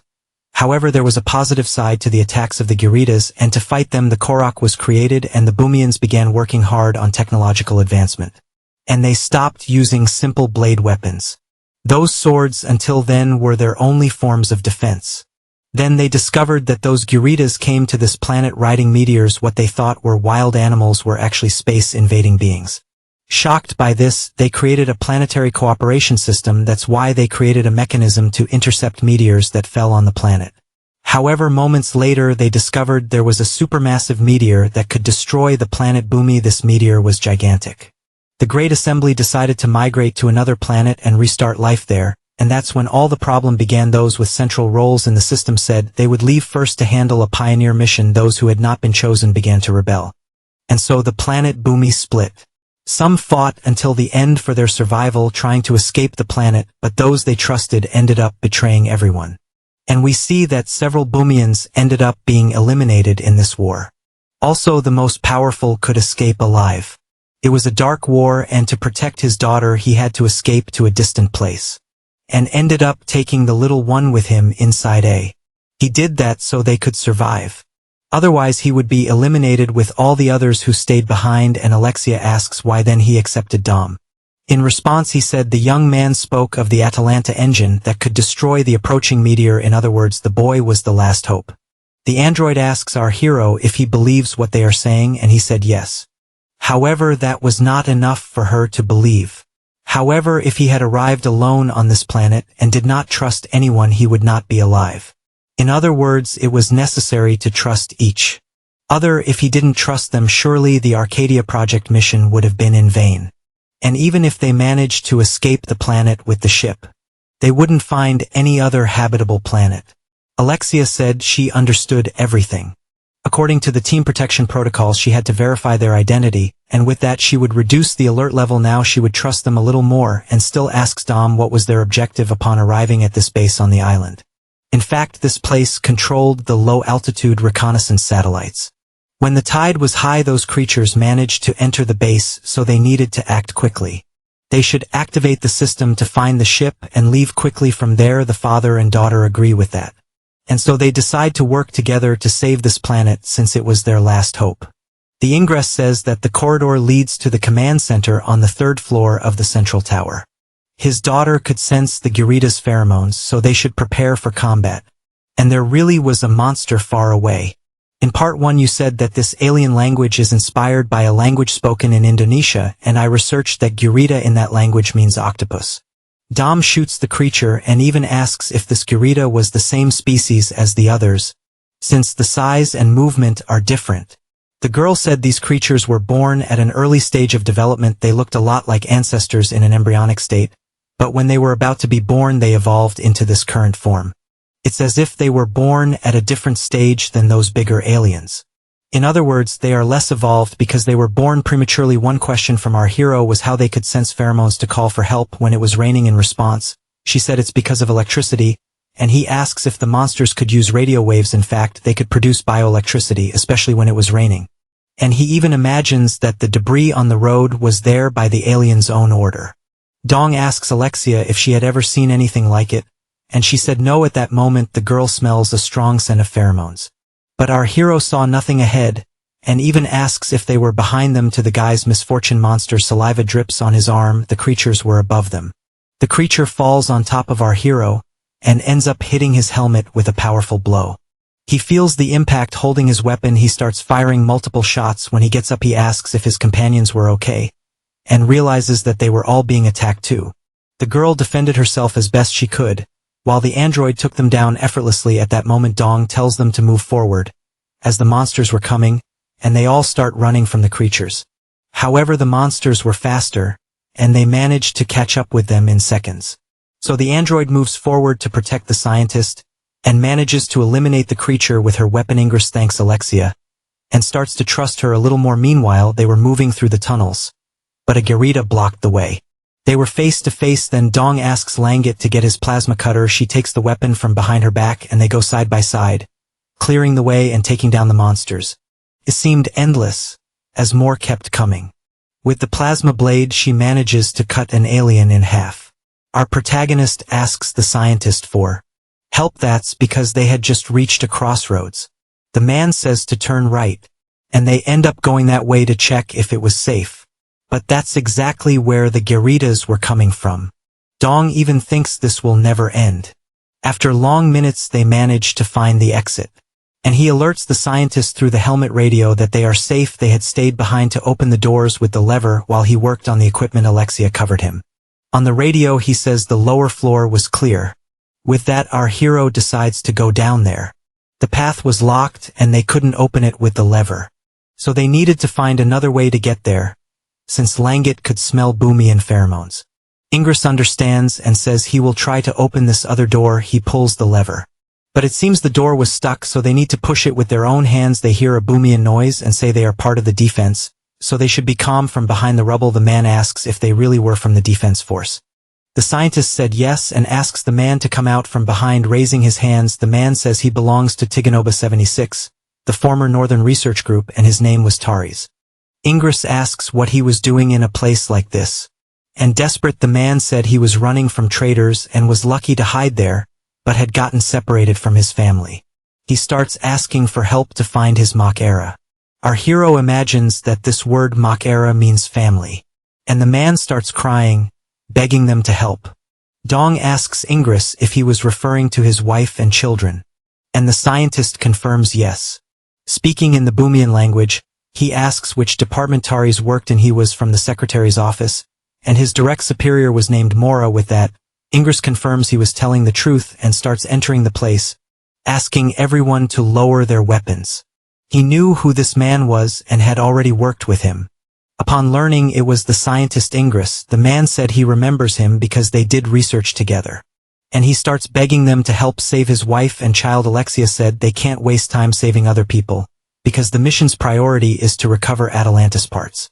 The man asks what that is, and Dong tells the man to think of that android as if it were an alien who came to save this planet. Then the man asks if that propulsion unit that fell near the research group belonged to them. Curious, our hero asks him to tell the details. The man saw a huge piece of ship fall with solar panels, and the drawing of a humanoid. That was exactly what Dong was looking for, and the man knew where it was. If they help search for his family, he will guide them to the place where the wreckage fell. He asks Alexia if this would be useful for the mission, and she says the success rate would increase by 36. So he decides to help Taurus' family, and tells the scientist that this could be useful. Ingress asks if the man has any idea how to escape this base. He says there's a Bara Langita in the upper hangar, but he didn't know how to operate it. Ingress knows how to control it and tells Dong that the Bara Langita is like a ship. While he went to the hangar to get the aircraft, he should search for Taurus' family since it would be riskier. It was better for Dong to take Alexia and Langita. The man is grateful. However, our hero thought it would be better for the girl to go along with her father. She was crying, and he asked if she was okay. Actually, she just felt sympathy for that man. The scientist agrees to take his daughter to protect him, and Dong promises he will return with everyone safe. They start descending into the depths of the base. They had walked quite a bit, and the man said his family was in the submarine hangar, at the lowest level of the fortress. On the radio, the scientist asks if Dong has reached the place, and he says he's getting close. Ingress was almost done assembling the aircraft. Some parts still needed to be fitted since the radio was silent. The scientist asked if Dong was okay, and the guy said they had just found Taurus' family. He had reunited with his wife and son, and they hugged on the radio. The scientist told them to return immediately. The man introduces his family to our hero and to the android, saying they are aliens from planet Earth. Speaking in Bumian language, he introduces himself and says they need to leave quickly because it was dangerous. There, as they walked, they felt some tremors. On the radio, Ingress said it could be the gates opening. There was a submarine down there, and they decide to get closer. The place gave them chills, and they thought gorillas could appear at any moment. And that's exactly what happens. The monsters start arriving. Ingress asks on the radio if Dong can see the hangar, but he couldn't see anything. So they start running another way, trying to reach the east zone. He alerts the radio so he'll know where to find them. After knowing the location, he boards the ship to meet them there. And with that, they end up confirming the location. The exit was around the next corner. They were already very close to getting out. However, they end up shocked it was a dead end, and the monsters were right behind them. Taurus says they could open that door manually. They just needed to pull the left lever. He goes there to try to open the doors, but the water starts rising in the hangar. They panic, imagining they could drown. Alexia manages to save the man's wife and tells her to be careful with the electric shocks. So our hero asks the android to pull the lever. After climbing back up to the platform, Taurus tells his wife and son to go first. The two put in a lot of effort to pull the lever. And then the mechanisms start working and the gate opens. Now they could finally get out of there. However, the gate ends up closing again. It would only stay open if someone held the lever longer. They hear shouts telling them to run quickly. And when they look back, it was Taurus holding that lever so they could escape. Dong asks if the man is sure about this. Then the android slaps our hero on the back, so he'll run. And so they start escaping the place. The gates were open, and the man shouts loudly, telling the location of the ship's wreckage. He said it was in the Sulphurstone area, southwest of the Northern Research Group headquarters. And as the monster approached, he asks Dong to protect his family. Our hero says goodbye to him, confirming that he will protect them, and the monster keeps coming after them. Then they are attacked, and the impact throws them far away. The little boy is hurled several meters high, but Dong manages to reach in time and protects the boy so he won't hit the ground hard. As he gets up, he asks if the boy is okay, and the boy says yes. Arriving with the aircraft, the scientist says on the radio that they must leave immediately because they were surrounded. There were gorillas everywhere, and the guy is already starting to panic. Meanwhile, Alexia was buying time, taking down several creatures. There was a giant alien that could release electric shocks, and the android ends up being electrocuted and falls unconscious. Dong was face to face with this huge monster, and it seemed everything was lost. The electric monster finally falls into the water, but Dong still protects the child from the other gorillas. He looks up and shouts to Ingress that they are almost there, asking to lower the altitude. The scientist confirms that he understood the message, piloting the aircraft amid the shots. With that, the body of the giant gorilla sinks, releasing a dark slime into the water. But suddenly, an impact hits the aircraft, making it lose control in the air. Dong warns that the wing hit the mud, shouting that it will be an emergency landing. He gets scared when he sees that the smaller gorillas are already running toward them. Then he grabs the little boy and asks him to cover his ears, because he will use an ability. Our hero enters the water and starts shooting at the creatures that approach quickly. Even surrounded on all sides, he keeps firing non-stop to protect the boy. The little boy asks to be put on the ground, leaving Dong confused by the request. He complies and calls the boy's name Nova, who positions himself in the water. Then the boy takes a deep breath, concentrating a bluish energy in his hands. He stares at the advancing monsters, creating a circle of power around him with a pulse of energy, he unleashes a sonic wave that paralyzes all the gorillas. The creatures stop in the middle of the attack, completely immobilized by the ability. The boy becomes exhausted while the monsters stand still, only watching. Then an energy shot hits the head of one of the aliens directly. It was Lan Gut who approaches, asking if Dong Young-soo is okay. He says everything's fine and asks about the ship, and she says that Ingress is fixing it. Dong tries to call Alexia on the radio, identifying himself and asking her to report the situation, but the android informs that the system is still recovering with 50 completed. She detects currents in the water and reports that a giant gorilla seems to command the others.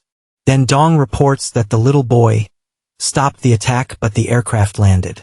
Because of the monster, he notices that the gorillas are moving in groups toward Ingress, who is repairing the ship. The scientist shouts, asking Lan Gut to buy him some time while he finishes the repairs. Alexia concludes that the situation is bad and that the only solution is to eliminate the commanding creature. With the system recovering, she calculates the success rate and awaits Dong's orders from afar. Lan Gut lands a precise shot on the giant monster, drawing its attention, but the son of Taris shouts desperately, warning that more gorillas are coming from behind. Dong calls for Nova and quickly pulls a cable from his utility belt carrying the boy. On his back, he asks the child to hold on tightly. Then he dodges the attack of a gorilla, with Nova using his powers to help. The hero keeps fighting the monsters with the aircraft flying right above them. Over the radio, Ingress announces that he is already airborne and asks for the plasma cutter to be delivered. Alexia then joins the channel, asking if it is Ingress who will receive the weapon, but Lan Gut, on a hang glider, shouts that she will do the job herself. Seeing the drone approaching, Dong tells Alexia that he confirmed the location and orders to descend. The android, however, gives the opposite command, ordering to maintain altitude and speed. She explains that this way the calculation becomes easier, and she launches the weapon toward them. Alexia calculates that the success rate is 100, and Lan Gut grabs the weapon and tells Ingress to go for the target. The scientist confirms that he understood, piloting the aircraft toward the giant monster. With the weapon in hand, Lan Gut dives from the skies. She hits the creature's head directly. The giant monster roars in pain in front of her. The aircraft flies quickly toward the bridge. With that, she manages to attach some cables to the structure. Finally, the giant creature falls defeated. Lan Gut calls for Dong Young-soo while the ship pulls all of them upward. Then the girl manages to grab his hand. They are pulled up, finally escaping that dangerous situation. With their leader defeated, the smaller gorillas climb the giant body, completely lost. With no one to command them, they start fighting among themselves, and Dong watches everything from above. The scene changes and Dong is sitting on beach when the radio asks if everything is secure. He turns and asks worriedly if Alexia, the android, is okay. After the battle, Alexia reports that her system is stable and that the gorillas are no longer a threat. Then Dong reports that their vehicle was flooded, but they managed to review the operation. The android states that despite the disadvantage, they succeeded in repelling the enemy. However, she appears holding Terra's wife and laments, beginning to report the casualties. Alexia then delivers the tragic news, reporting that Saren ended up dying. He looks at the horizon, wondering if everything would still be the same if they met again. Alexia continues holding the woman's body. She reports that their vehicle was flooded by the tide and became unusable, and confirms that both Saren and Taris died during the confrontation. The android also explains that Terra's body was too damaged to be recovered. From afar, Ingress and little Nova watch the scene. Seeing that, Ingress covers the boy's eyes, asking him not to look and saying it's okay. But Nova says that his father used to say that Everyone dies one day, and that it can happen sooner than expected. Turning to the side, Dong calls for Ingress, then he asks what they usually do when someone dies on planet Bumi. Directly, Ingress explains that the bodies are recycled and transformed into resources for the planet. The doubt arises and Dong asks if there is no ceremony. In response, Ingress says they only deliver speeches of honor for the hero. That system sounds far too suffocating. In silence, little Nova remains still without reacting. After reflecting, Dong decides that he will perform the honors in the way of Earth. The scientist agrees with the idea and tells him to do it. With a shovel in his hands, Dong walks to a distant spot and begins to dig the ground. After observing the terrain, he comments that the spot seems suitable for the burial. Alexia approaches and asks if Dong Yongsu needs help. In response, he asks her to bring food and water, and the android confirms that she understood. Soon after, Langet and her father announce that they will also help. Then he asks them to find something to write with and assist. With the digging, the scene shows Dong digging, visibly exhausted between one movement and another. He thinks that he needs to hold strong through the whole situation. Later, Alexia arrives, carrying the body, and he comments that that person does not belong to paradise. With great care, he places the woman's body inside the grave. Then he asks Alexia to find a flat stone, and she agrees. Nearby, he finds a tree branch and begins to shape it using a knife. Curious, Alexia asks where she should place the stone, and he asks that it be left in front of the tree. Two branches are lit, resembling improvised incense sticks. Using a case as support, he writes a message on a strip of fabric. Once again, he asks Alexia to bring the food and water, and she confirms. Kneeling, he makes a silent bow, paying his respects. After that, he leaves the strip over the grave and steps back while Langet and Nova watch in silence. With a gentle voice, Dong calls the boy, who shows curiosity. Calmly, he explains that this is how they say farewell and the place he came from. Then he asks if Nova would like to try, and the boy replies that he also wants to do that. Before that, however, curiosity arises when he asks if there were letters written on that fabric. Confirming, Dong explains that he wrote in his own language since he still does not know the Bumi tongue. The strips carried the messages to the beloved father Terrace and to the beloved mother Serin. Thoughtful, the boy repeats the word beloved softly.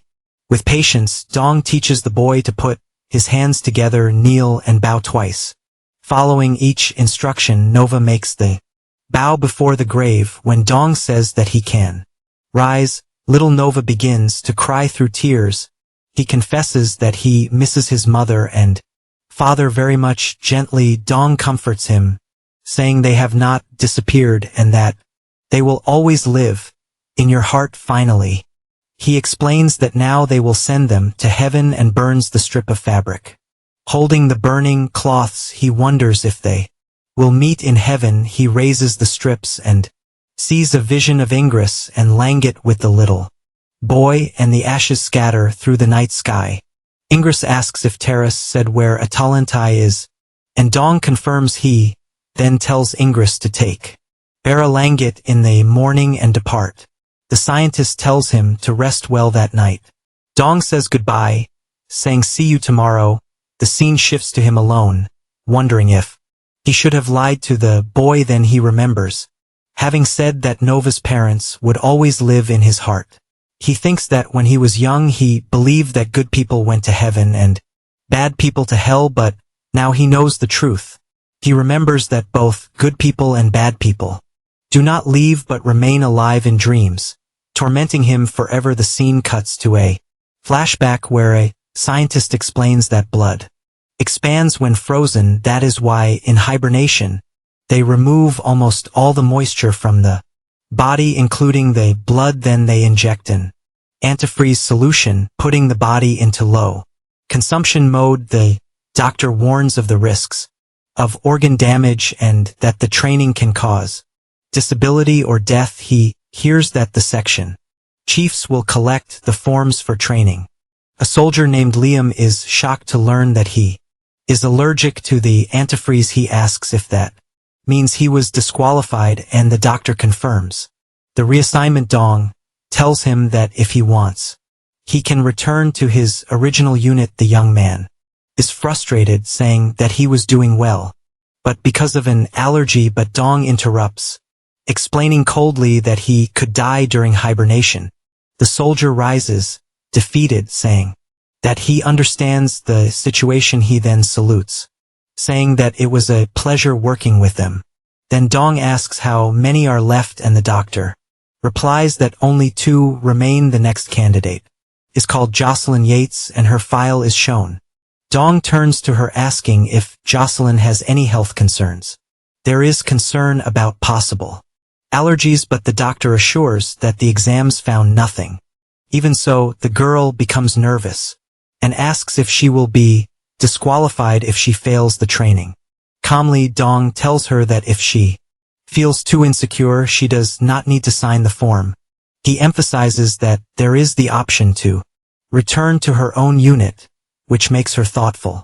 After a few seconds, Jocelyn signs the form and asks if shaving her hair will be necessary during training. She admits that it worries her a little, but keeps a confident smile on her face. Soon after, the doctor informs Dong that the last candidate on the list has a brain implant. The young man introduces himself as David Zimmerman and explains that he has already removed the implant to participate in the mission. The doctor shows concern, explaining that even when removed, metallic residues in the brain can still be dangerous. With firmness, David says that he knows the risks and argues that practically all astronauts use implants. Seeking confirmation, Dong asks the doctor if the documentation is correct. Without hesitation, she confirms that everything is in order. Determined, David signs the form, making it clear that he will participate in the training no matter what. Sometime later, Dean approaches and calls for the section chief. With a serious expression, he asks which soldiers were dismissed from the training. Without hesitation, Dong replies that they were Ray, Jesse, and Liam, mentioning that Jesse is returning to Alaska. Surprised by the number, Dean asks if Dong has already gone through the hibernation training. In response comes the explanation that he is not, because although he is part of the Space Force, his life was shaped by the Army.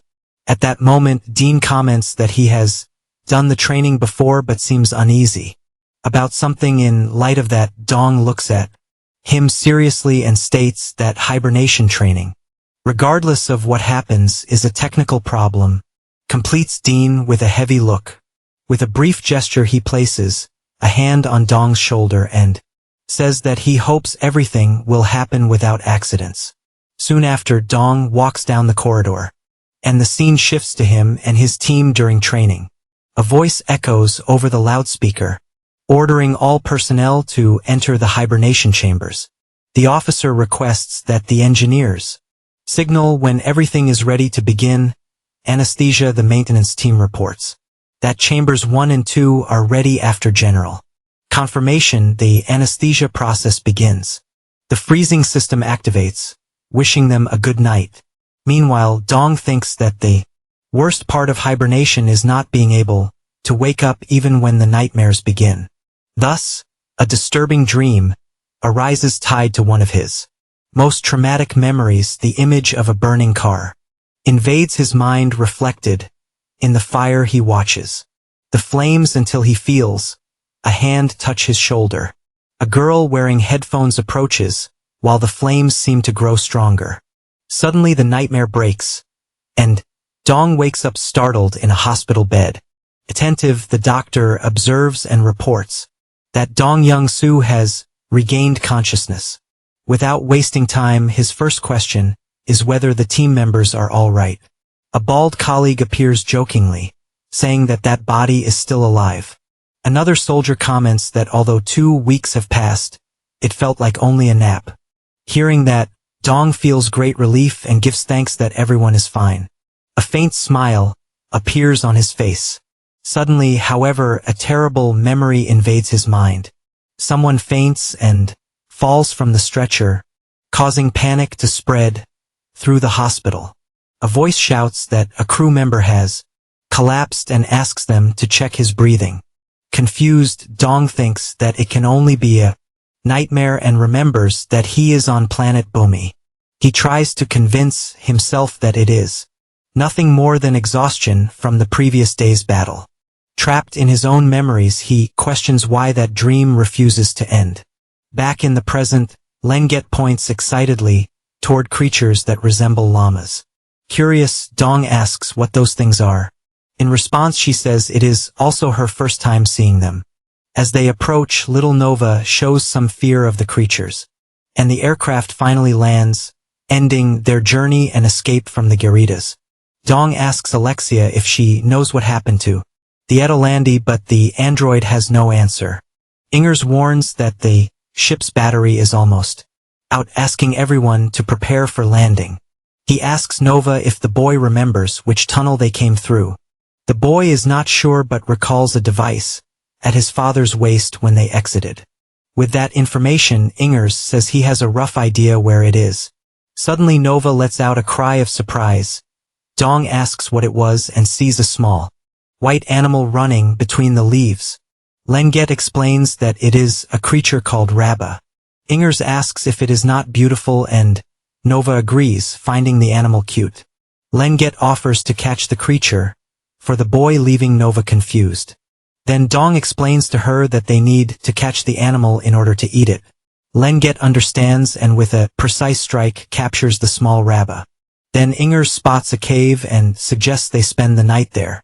Already inside the cave, they prepare a campfire and Lenget returns from an exploration. Lenget comes back cheerful, announcing that she managed to catch 2 Rabba for dinner. Dong's mouth waters and he tells them to eat quickly. They place the meat to roast over the fire.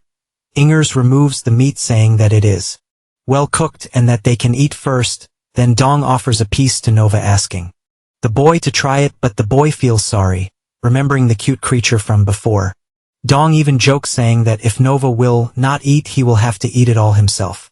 Then Alexia warns that alien meat can cause problems because it has different proteins.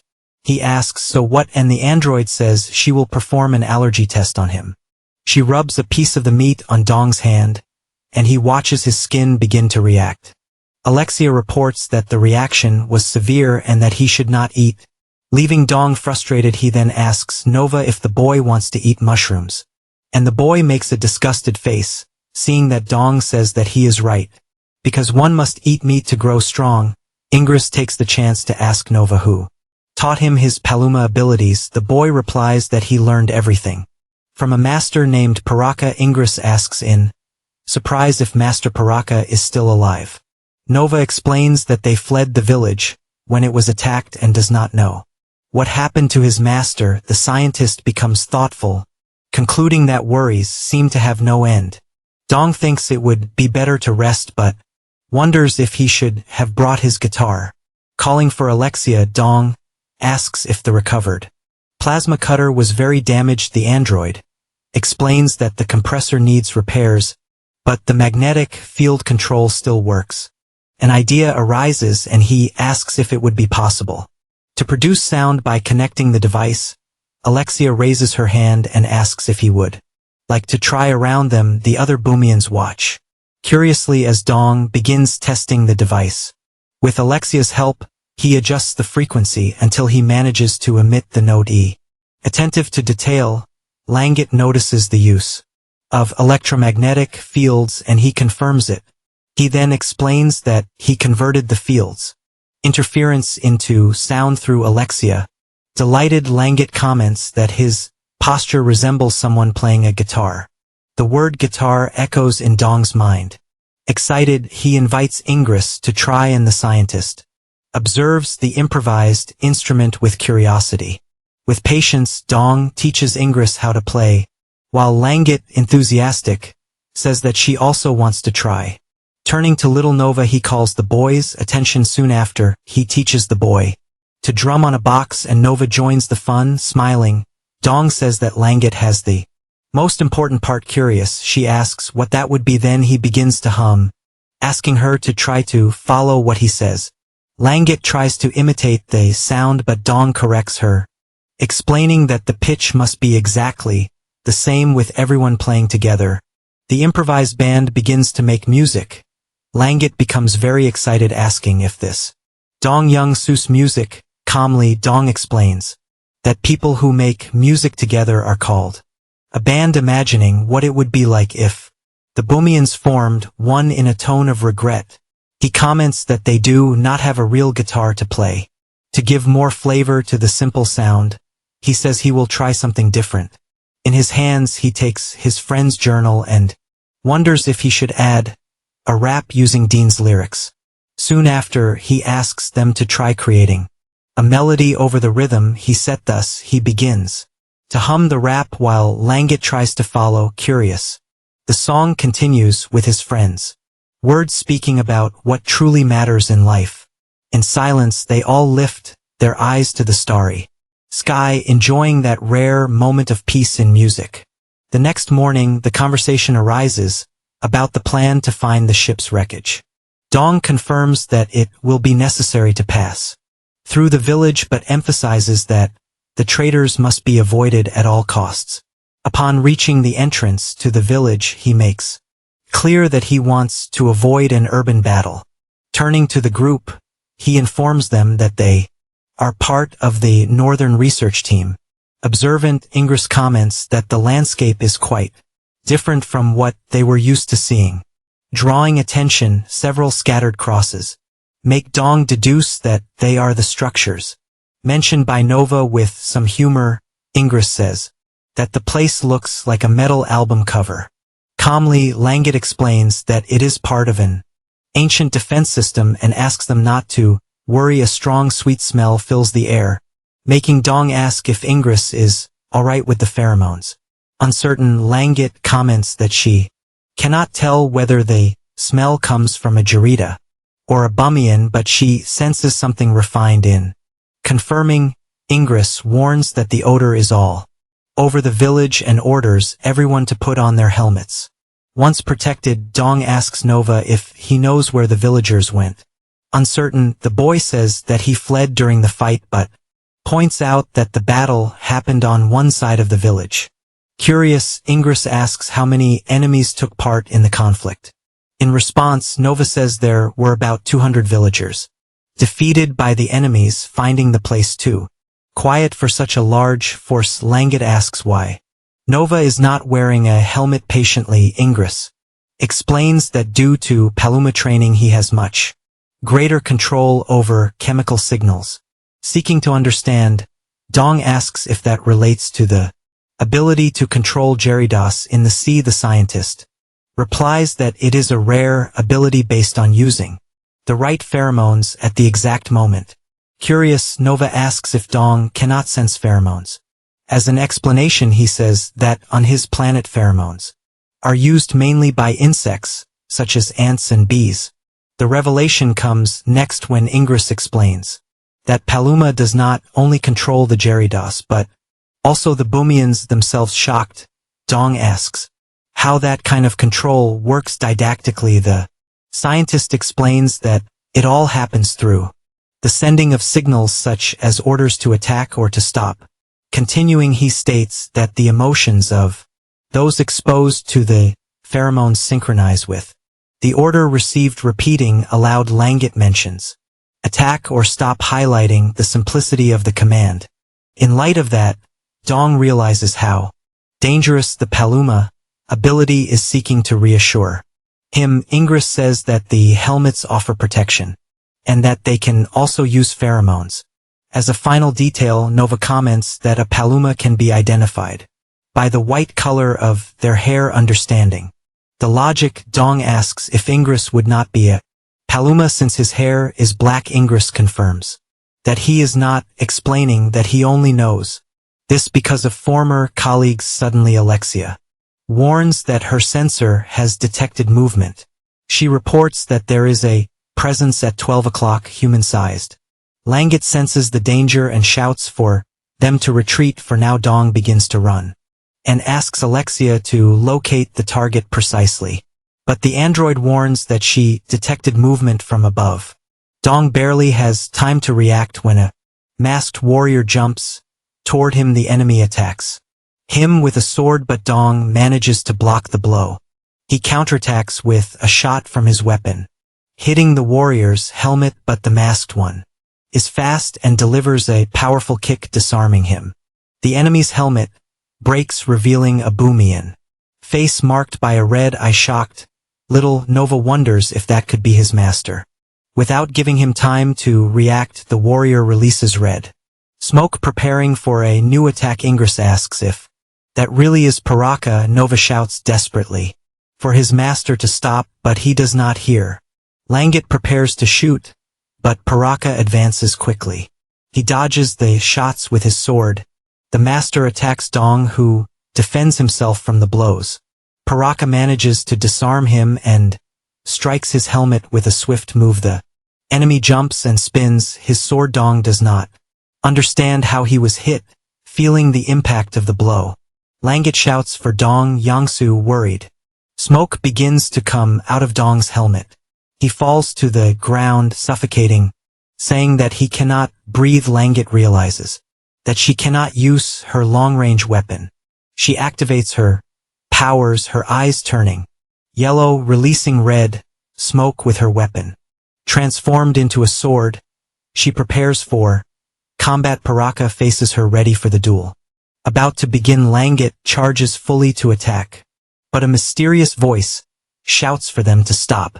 The fight halts, and a woman orders Paraka to retreat. She apologizes for the attack, revealing that the warrior's name is indeed Paraka. Meanwhile, Dong remains on the ground, unable to breathe. Langet notices that the tube of his helmet was cut and offers hers. But Dong refuses, feeling dizzy. Langet removes his helmet and is startled by his facial reaction. Dong tries to catch his breath with several red patches on his skin. Alexia explains that it is an immune reaction due to pheromones in the air. She says that they first need to give him oxygen, and then find a remedy. Nova offers to control the pheromones if that is the problem. The mysterious woman approaches and asks if they are the owners of the ship that crashed nearby. She comments that the ship had many interesting technologies. In a careful tone, the woman offers to help if they need assistance nearby. Alexia approaches Langet, who observes the entire scene with suspicion. Intrigued, the mysterious woman wonders why they have not asked for help yet. With concern, Alexia warns that Dong's allergic reaction is worsening. Unable to breathe properly, the hero tries to bring something to his mouth for air. In a quick gesture, Langet offers her own helmet to him. The warning comes immediately after, when Alexia explains that the aerosol concentration is high and could affect Langet. Insistently, the mysterious woman asks again if they are the owners of the crashed ship. Then she comments that they clearly seem to need help. Seeking information, Alexia asks if she knows anything about the Atalantai ship. Without hesitation, the woman confirms, saying that she has already searched for the ship in hopes of finding new technologies. Naturally, she invites the group to talk in her workshop. As they walk, the question arises about what brought them to that place. They follow the mysterious woman up the stairs. Along the way, Alexia explains that Earth has become uninhabitable, and that their planet is threatened by a meteor. Understanding the situation, the woman realizes that the mission involves destroying the Ragbata, and shows interest. Curious, she asks if they are claiming to be the saviors of planet Bomi. Thoughtfully, Alexia responds that if everything goes as planned, they could be seen that way. Even so, the android remains suspicious of that woman. With a light smile, the white-haired woman comments that their story is very moving. Soon after, little Nova calls for ingress. Approaching, he leans in and whispers something into the scientist's ear. Ingress listens attentively but shows no reaction. The woman says that she recovered some items from there. species, but she warns that she is not sure if there is any medicine in the boxes. She suggests that perhaps it would be better if they made the medicine themselves. Seeking a solution, Alexia asks if there is any way to do that. In response, the woman asks if they are familiar with the Bumian's physical enhancement. Objectively, the android explains that she understands the process as physiological changes induced by pheromones. Then comes the revelation that the enhancement is not entirely natural. To prove it, the woman shows a capsule and explains that in reality they use a type of stimulant. Holding the capsule, she states that those individuals are the true main characters of the story. Immediately, Alexia performs a scan with her eyes. Precisely, she asks if the capsules contain nanorobots without denying it. The woman explains that Bumians receive these injections while young to learn how to use them. When the red pheromones enter the body, strength increases but side effects appear. It is these nanobots that control and regulate the effects of pheromones in the organism. Faced with that, Alexia asks if the intention is to use the method to suppress Dong's immune reaction. Confirming, the woman explains that she intends to train the nanobots to contain this reaction. On alert, she warns that adjustments will be necessary since the robots are optimized for Bumians. Without hesitation, Alexia hands over a bag containing Dong's blood, serving as a control for the experiment. With a confident smile, the woman asks if they trust her abilities.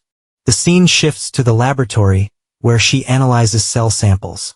Attentive to every detail, Alexia observes the process, waiting for a positive result. Curious, Langet approaches and asks what that woman's affiliation was. In response, she reveals that she tried to become a priestess, leaving Ingress surprised. Puzzled, the woman asks why Ingress still cares about affiliations. He explains that her knowledge is something only priests would possess. Faced with that, Ingress presses her, wanting to know who she really is. Calmly, she introduces herself as Panora and states that high-ranking positions always remain in the hands of nobles. Soon after, she adds that her real name is Talana, and that she was part of the Northeastern Council. Upon hearing the name Talana, Langet is visibly shocked. With an enigmatic smile, Panora says that, like the priests, she too used to captivate people on stage. But she laments, saying that someone of common origin like her could never become a priestess. Ingress reprimands her, saying that such a statement is an insult to the Bumian federal system. Without hesitation, Panora retorts that his hypocritical attitude is no different from that of the nobles. Immediately after, she injects something into Dong's hand as he lies down vulnerable. On alert, Alexia warns that his body temperature is dropping. Worried, she asks about his breathing, and Dong replies that he feels much better. After analyzing the data, the android confirms that the treatment is working and thanks Panora. Firmly, Panora replies that she is the one who should be grateful for their dedication to planet Bumi. Finally, she states that if the Bumians were as sincere as they are, the situation would never have reached this point. Ingress becomes suspicious of what she is saying. Panora encourages him to ask what he wants, guessing that he is wondering if she is a traitor. The scientist stays silent, neither confirming nor denying. She smiles and asks if he wants her answer. Ingress asks why she helped them, knowing they were from the defense force. Panora says their story moved her more than the so-called Raja's plan. She glances at Langet, who appears distrustful. Panora then asks them to tell her in detail what role she could play in this story. Dong is resting, still recovering from the allergic reaction. Panora asks with a smile if they came there by killing the Garitas one by one. Ingress explains that they were attacked and asks if there is another way to fight. She reveals that the colored field outside is the trace of a nerve gas.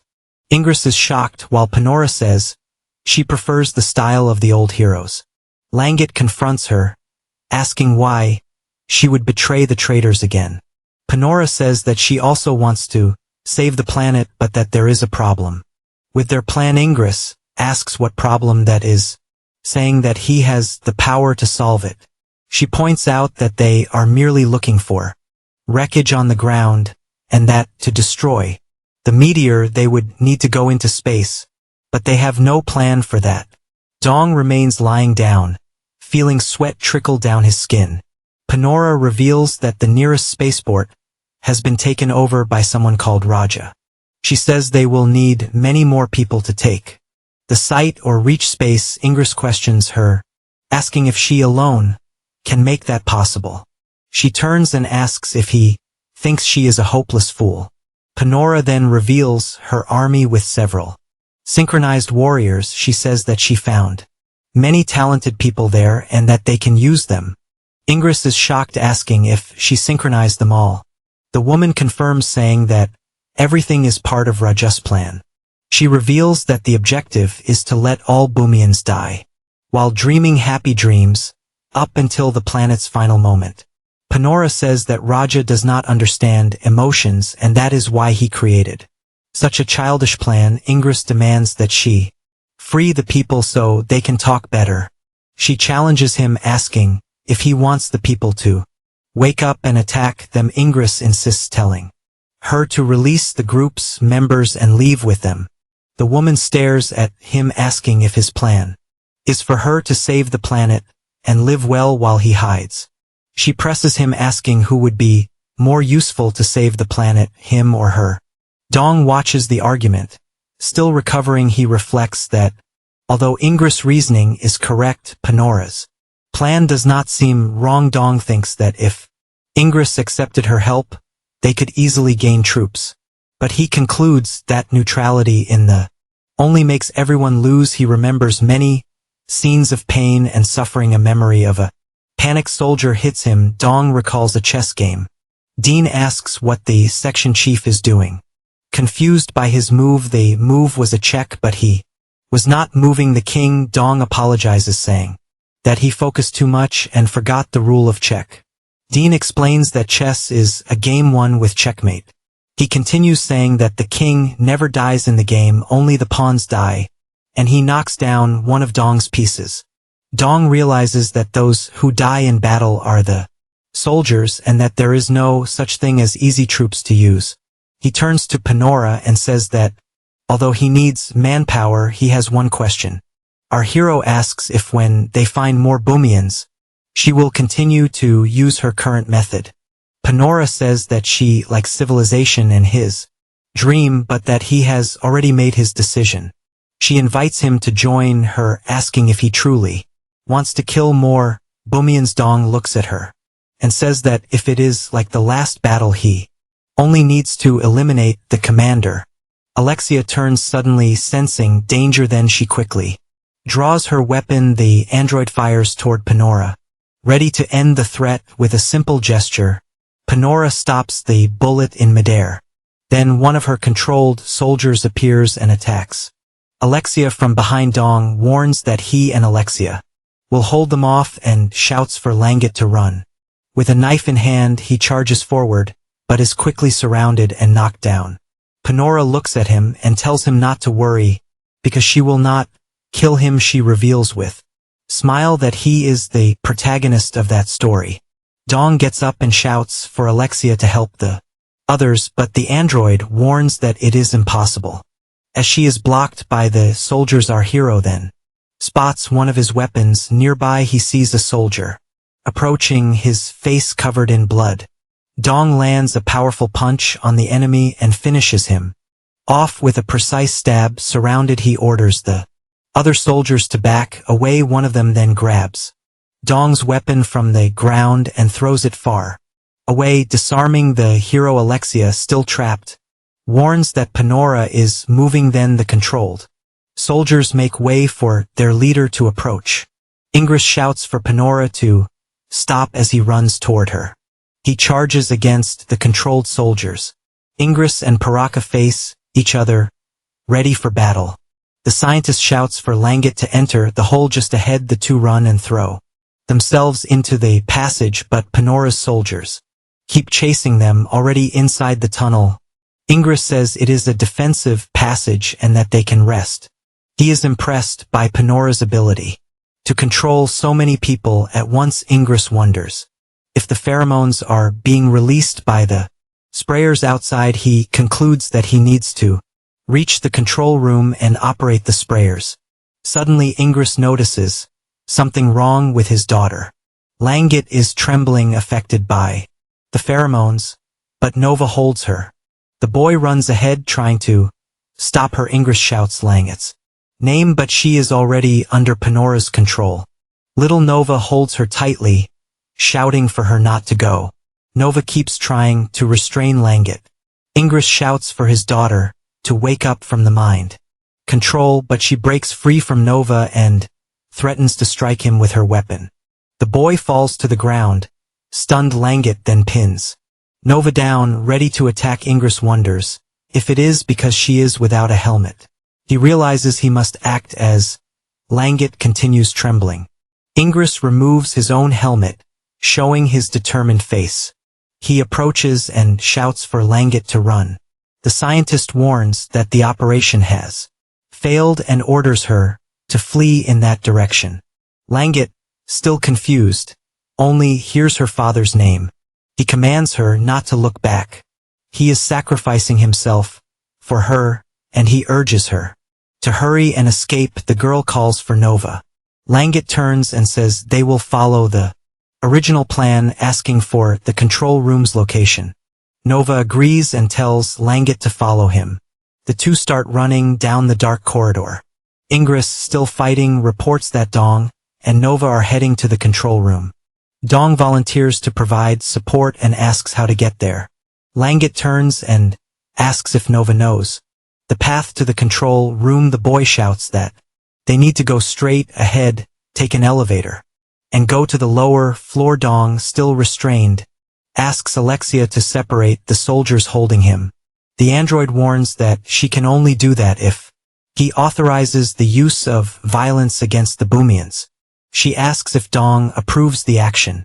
Our hero approves, but with the condition that Langit, Nova, and Ingress are not harmed. Alexia confirms that she understands the order. She prepares to fight, with her eyes glowing. The android unleashes all her power. She attacks the full force. Without wasting time, Alexia begins clearing a path for Dong. The android displays incredible strength, taking down the soldiers one by one. She moves through them without showing mercy. With the enemies fallen to the ground, the advance continues without hesitation. Amid the battle, she manages to recover Dong's weapon.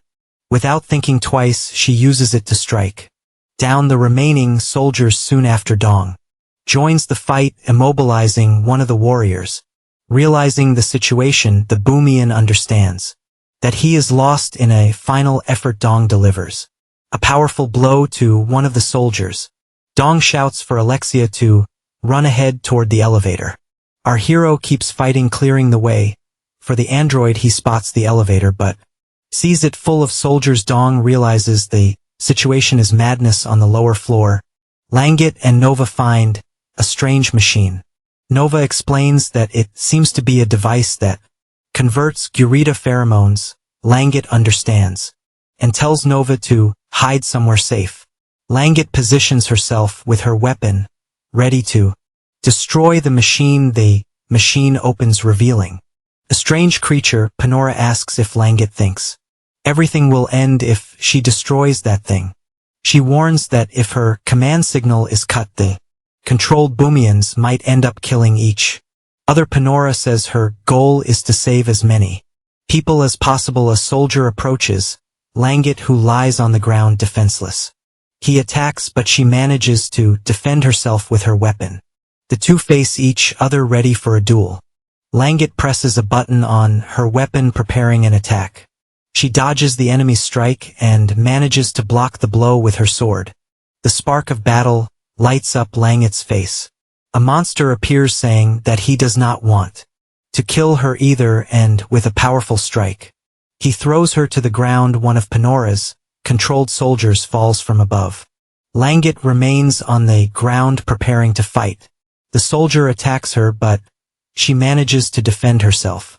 Raja, the creature controlling Panora, says it is not her fault that the world has become this way. Panora explains that the blame lies with the greed of the elders.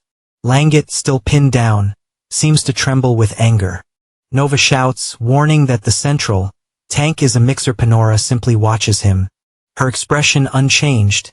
Back at the elevator, Dong confirms entry and prepares to fight.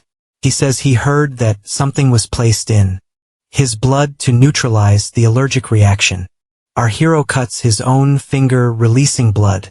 Filled with nanobots, Panora is impressed by Dong's ability to set up such a turnaround. He looks at her expression. Dong realizes that by the look of things they are doing the right thing. Ingress above laughs, ready to put the plan into action. Ingress is surrounded by controlled soldiers. With a single cut, he releases a drop of his own blood. The sprayers outside begin to operate. They release Ingress' blood in the form of gas. One of the controlled soldiers blinks, regaining consciousness. Langat calls her father's name, confused. Ingress asks if Paraka is regaining consciousness. Gradually, the soldiers begin to awaken. From mind control, they look around, confused about what is happening. Dong approaches the machine and shouts for Panora to give up. Panora says she never wanted to follow that plan. She continues, saying that now she has no other choice. Dong asks what plan she is talking about. A sleeping Garida opens its eyes, glowing red. Suddenly, several Garidas emerge, ready to attack. Raja asks what plan he wants to know about. The Boomian soldiers look terrified. Several Garidas burst from the ground. One of the soldiers is attacked from behind. A Garida strikes Paraka from the back. Raja reveals that his plan is to kill every Boomian present. Dong asks in shock if she intends to kill everyone. She says those people chose their own safety over the survival of their species. Panora states that it would be better for Dong to join them instead of siding with hypocrites. In a swift motion, Alexia attacks one of the Garidas to protect Langat during the fight. Unfortunately, her weapon falls to the ground. Alert to the situation, Panora notices the danger approaching. From behind, the android charges at another Garida. Even when thrown to the ground, she manages to dodge the next strike with brutal force. The monster pushes both of them upward. Reacting at the right moment, Alexia lands a precise hit on the Garida. She asks Langat if she is alright, and the girl confirms she is. Dong warns that Panora is heading their way. A soldier falls to the ground. Defeated, Dong retrieves the fallen soldier's weapon. He advances and attacks the Garida with his sword. Dong shouts to Alexia, asking for fire support. The android warns him to move away from the monster. She takes position and fires her powerful weapon. The shot hits the Garida's eye directly. Dong shouts for Panora to give up as the monster writhes in pain. He approaches but realizes Panora has vanished. Our hero looks around, searching for her. He spots her atop the monster and alerts Alexia. Suddenly, purple energy begins to emanate from the Garida. Enveloping Dong, Langat shouts for Dong to watch his step. Our hero falls amid the purple energy, but says he is fine.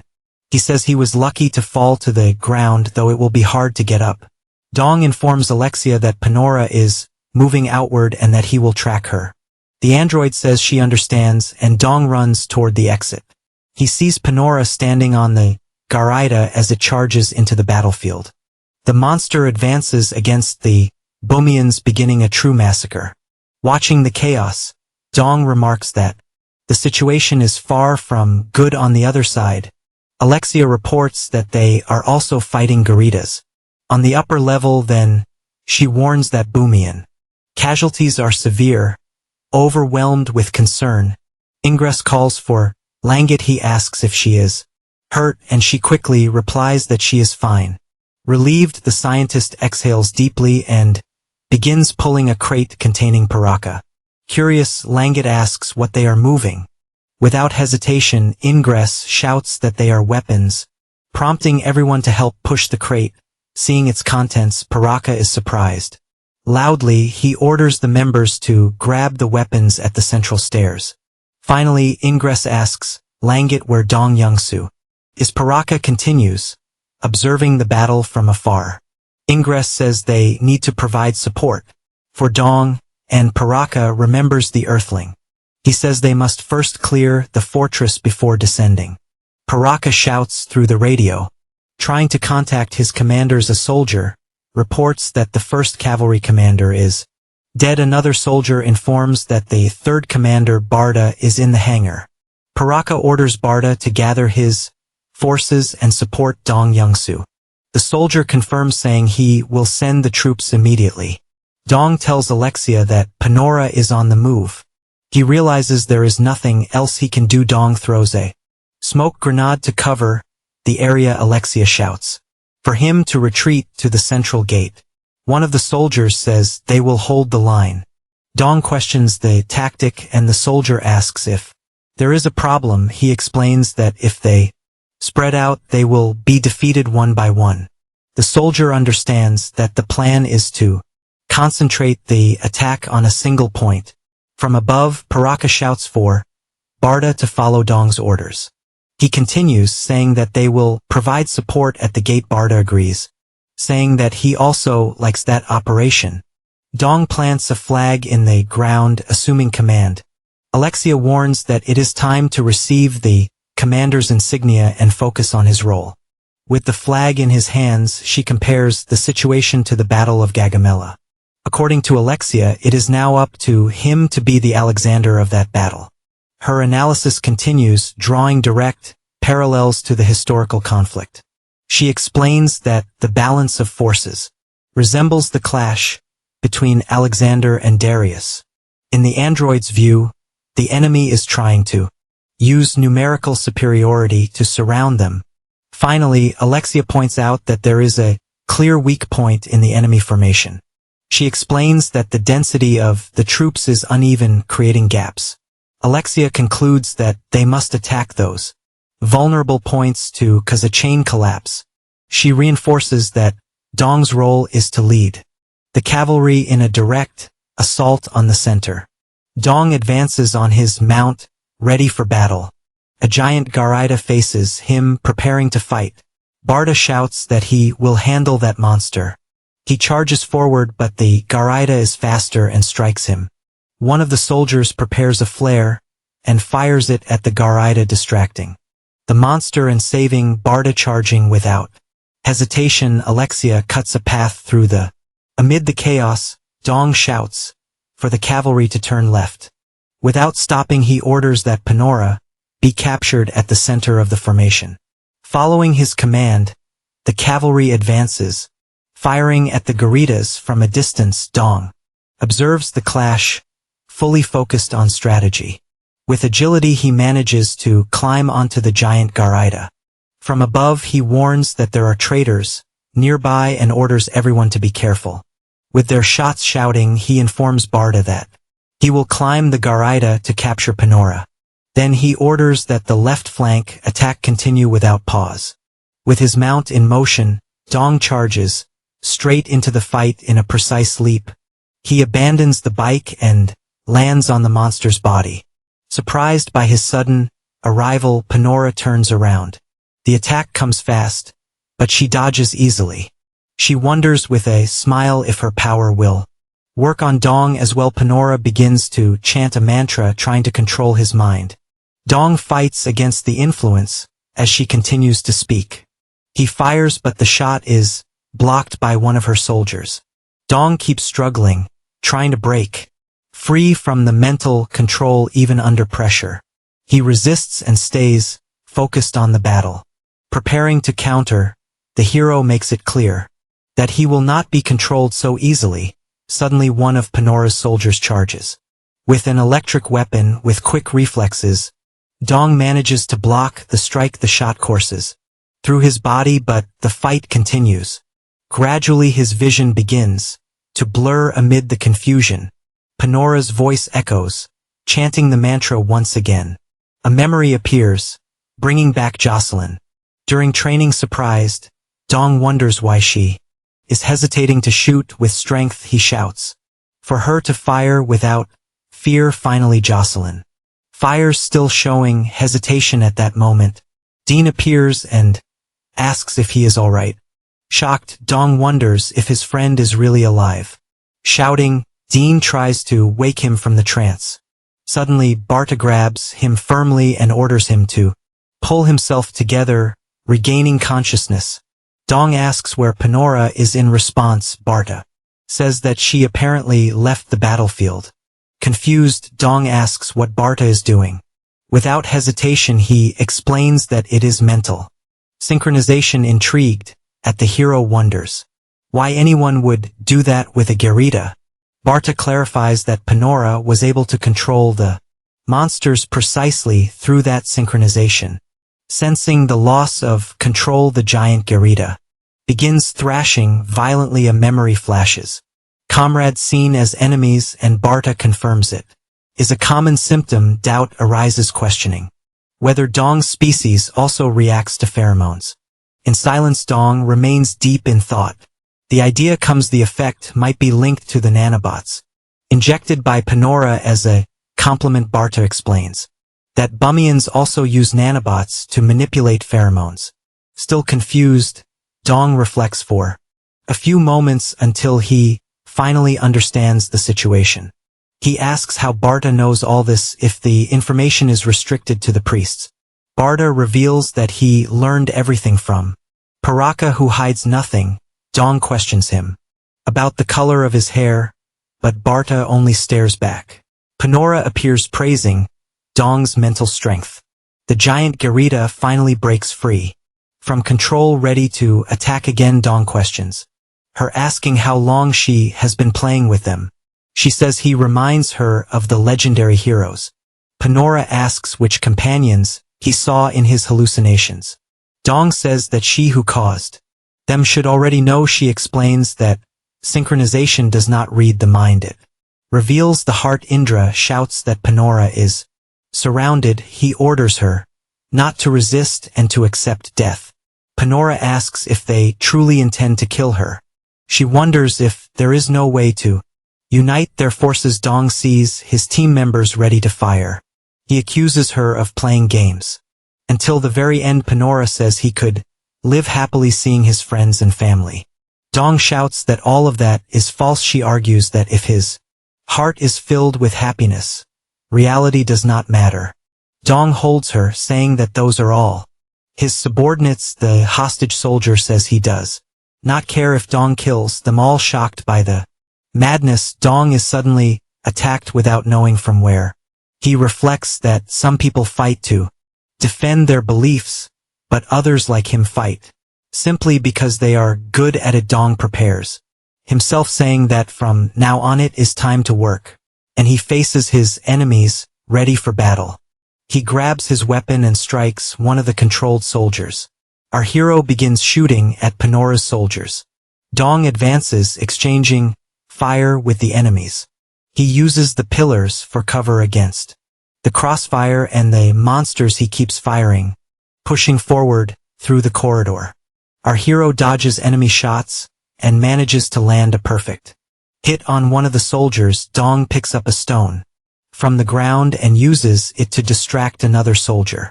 Dong shoots one of the enemies, who turns to look at the stone. It is the perfect opening, and he charges forward, firing. The shots hit the officer, who falls to the ground. Meanwhile, Panora keeps firing from afar. She praises him, saying that Dong Yongsu never gives up. He hides behind a pillar that is about to collapse. Dong realizes the cover is falling apart and that he needs to climb. He spots one of the enemies on the upper level and prepares to shoot. Dong hides behind another pillar, waiting for the right moment. More enemies appear, ready for battle. Dong attacks, taking down one of the soldiers. Another enemy prepares to fire. Our hero is faster and hits the enemy. He keeps shooting without stopping. The soldier is wounded, but his hand still holds the weapon, ready for one last shot. Fallen, the soldier says that Dong cannot go anywhere with his final effort. He fires at Dong. Another soldier shoots too. Hitting our hero squarely, Dong falls to the ground, wounded but still able to fire. His shot hits the soldier's head. He turns to Panora, who stands atop the garita with a precise shot. Dong hits the target, but it is all one of Panora's illusions. The garita collapses to the ground, defeated by the explosion. Dong hides behind a pillar, catching his breath. He runs across the carcass of the monster, ready for the next strike. Our hero manages to destroy the garita's core. Panora says she did not want to kill him. That way Dong leaps toward her, ready for the final confrontation. He encounters another enemy in his path. With a swift move, Dong slashes him across the neck. Dong fires, but the soldier steps in front to shield her. Our hero uses his Owlie's body as a shield, knowing it is only an illusion. Lenga pilot is also hit by the attack.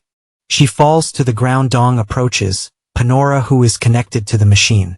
He stares at her, but she surprises him with another hallucination.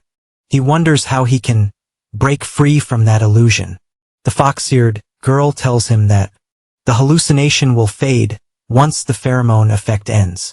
She encourages him not to worry and to finish the job. Dong says he will let her live if she surrenders. Panora is surprised by his mercy. He explains that he is merely following the Geneva Convention. She says that even if he spares her, the other Boomians would kill her. The fox-eared girl asks him to kill her himself. Dong orders Panora to turn her head and fires. Lenga pilot shoots, hitting the gorilla directly. Parida says it is over and praises Lenga pilot's good work. But the girl says it is not finished yet. They still need to find Dong. Over the radio, Alexia reports that she found Dong and is returning. Lenga pilot asks if Dong is alright, and he replies that he has no serious injuries. He continues saying that he killed the Panora. Parida and Lenga pilot are shocked by the news. The soldiers celebrate, shouting that they have won the battle. One of them looks at Dong and says that the hero has returned. They keep cheering their victory. Raida's body falls to the ground, lifeless. The soldiers shout that the hero from another planet has freed them. Ingress thanks Dong for fighting for them, and our hero says he only did what needed to be done. Dong announces that he will check the items Panora collected. He walks away, saying he needs to rest a bit. Alone, Lenga pilot watches the soldiers, lost in thought. Dong feels as though he has awakened from the same dream as always. He remembers the feeling of freedom he had when he received the mission, but he realizes that even on another planet, the situation remains the same. Dong lets out a sigh of frustration. He concludes that it is a new stage but the same role as always. Dong puts on a record and tells Alexia he does not want to be disturbed. Lenga pilot comments that the music he played in the cave was happy, but says that the song playing now is sad. Dong just listens to the music without saying anything. Lenga pilot says she thought she would be happy to meet other Boomians, but she did not know they would have to hate and fight each other like this. She comments that although Parida and Ingress said it was inevitable, she feels bad. The girl praises Dong, saying that he is an incredible warrior. He replies that he can stay calm only because it was what he did every day on Earth. Lenga pilot says she likes it when Dong Young-soo makes music. Dong reflects, saying he has never seen anyone so cheerful and full of joy.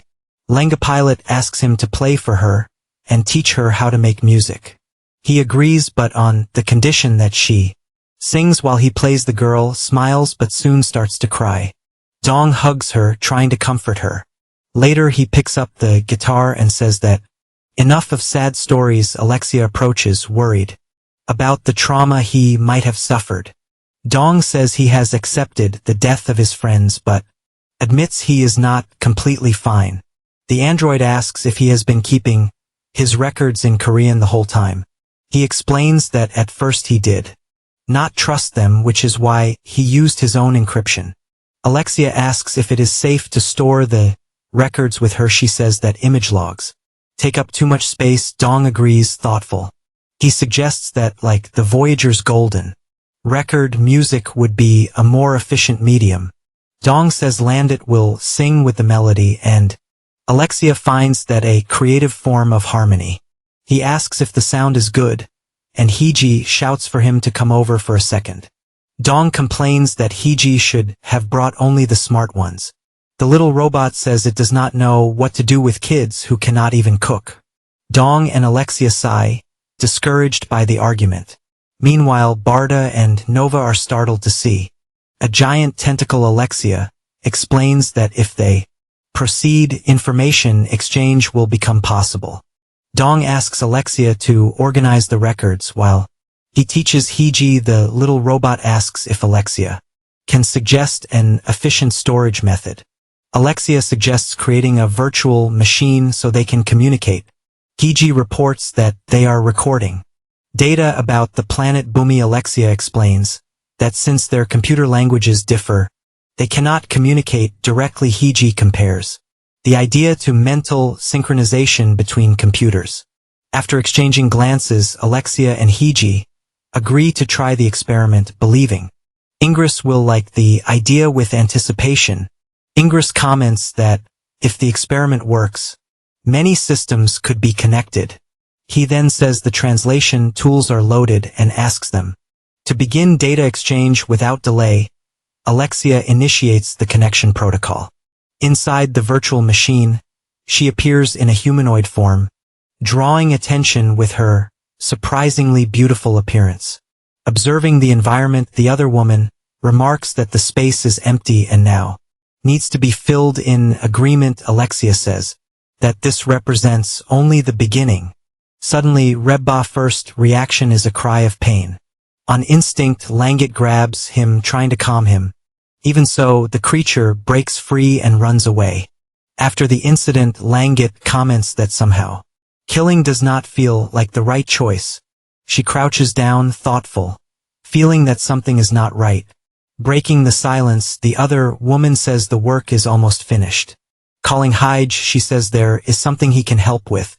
Finally, Alexia reveals that she wishes to become human, leaving the woman visibly shocked. She explains that the way humans remember is extremely efficient, and that they use only the memories necessary for each situation. She adds that her words may sound human, but her virtual image resembles Langit.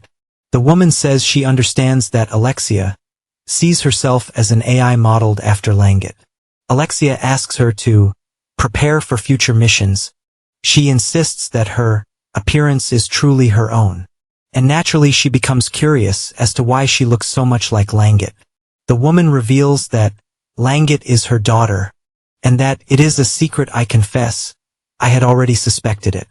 Ingress announces that the external work is finished. Dong arrives with food and asks how they are doing. He offers some to Ingress, who thanks him.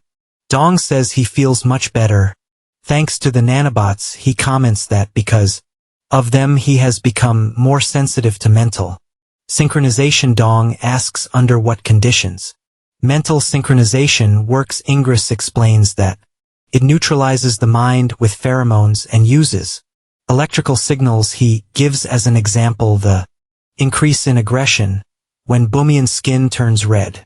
Ingress concludes that in this state an attack command will make them attack the enemies. Dong concludes that the visions of his friends were a command to think of close people. Ingress confirms, saying that with more advanced devices escaping becomes nearly impossible. Dong says he worries about hallucinating during combat. Ingress shifts uncomfortably but continues the conversation. He shows a guitar he built himself modeled after Dong's. Ingress explains that he modified a plasma cutter so it could be used in combat. Dong is stunned by the gift, unsure what to say. Ingress hands him a pair of headphones, explaining that he can listen through them. Dong thanks him and asks if he can try the guitar. The scientist tells him to go ahead as he cannot work anymore that day. Excited, Dong thanks him and promises to return the favor. Ingress wonders if Earthlings often drink something so strong. Dong sits outside, playing his new guitar. Langit approaches, holding a lantern. He keeps playing, immersed in the music. Langit removes one of Dong's headphones to listen. She asks what song it is. Dong explains that it is a song he made with a friend and that he suddenly remembered it. Langit says she feels happy and sad at the same time. He says that is exactly the feeling he wanted to create with the music. The scene shifts to a flashback, where a streamer girl praises his melody. She explains that they decided to make a closing song for the live stream. The girl complains when he talks about money. Before making art, she praises the song, saying it is really good. The streamer suggests the title grand finale for the track. Back in the present, Dong asks if Langit liked it. She says yes, and the two quietly watch the starry sky. A red flower appears amid the codes. The AI representing Langit's mother holds the flower. The android reports that atmospheric composition analysis is now possible. Alexia smells the flower and is suddenly transported to a field full of blossoms. Confused, she asks, what just happened? The AI explains that it created something similar to human memory. Alexia asks if one sense evokes another, then answers herself, saying it is not just the senses but memories and actions together. Alexia concludes that although errors may occur, the method is both original and effective. Langit's mother's AI informs her that the essential download is complete. She continues, saying that Alexia can now assist Dong more effectively, and finally she asks Alexia to keep Langit safe. Suddenly Jocelyn appears, ordering them to drop their weapons. Ingress stands up, startled by her arrival. Jocelyn shouts again, demanding that they surrender. Ingress' sword falls to the ground. Other soldiers arrive and ask if the commander is all right. Jocelyn asks who he is. Paraka says he came to negotiate and that he is a friend of Dong. Jocelyn keeps her weapon aimed, suspicious. Paraka repeats that he is a friend of Dong. Yangsu, she tells them to talk in private. Dong tells her to make it quick. The two step aside to talk. Paraka warns that Alexia is arriving for the negotiation. Jocelyn is surprised, asking if Alexia is nearby. Paraka makes a hand signal. Jocelyn does not understand what it means. A drone appears and orders her to stop. Her weapon is deactivated by the drone. She throws two discs into the air and orders the drone to disable the interference. Jocelyn presses a button on her suit, initiating a radio scan. Paraka asks for a response. Alexia asks her to state her affiliation, rank and name. Jocelyn introduces herself and celebrates that Alexia is alive. The android says she is glad to know Jocelyn survived. Jocelyn explains that she is stationed at the 4th Orbital Observation Base. She says she found an alien who claims to be a friend of Dong. Alexia explains that it is Barda, a comrade sent to negotiate. Jocelyn asks if the order came from the section chief, and Alexia confirms she agrees to assist in the negotiation if the order came from Dong. Paraka reports that Jocelyn wants to speak to the commander. Jocelyn says she first needs to know what they want. Paraka reveals that there is a way to destroy the Ragbata meteor. He proposes that they free the synchronized Bamians and join forces. Jocelyn's soldiers are stunned by the proposal. Paraka laughs, confident in his offer. But the commander says Paraka is the one who should be begging for his life. He orders comrade to be brought in. Paraka mutters that he needs to deal with that fool. The commander orders Paraka to fight the prisoner. He says that if Paraka wins, he will be allowed to speak. Paraka grows furious, shouting at his soldiers. The commander insists the fight must be fair and removes Paraka's armor. He warns that the only rule is to fight until one of them dies. The prisoner prepares for combat, her body flushed red with rage.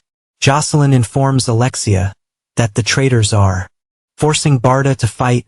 Alexia confirms and the two begin to fight. Paraka lands a punch but comrade dodges.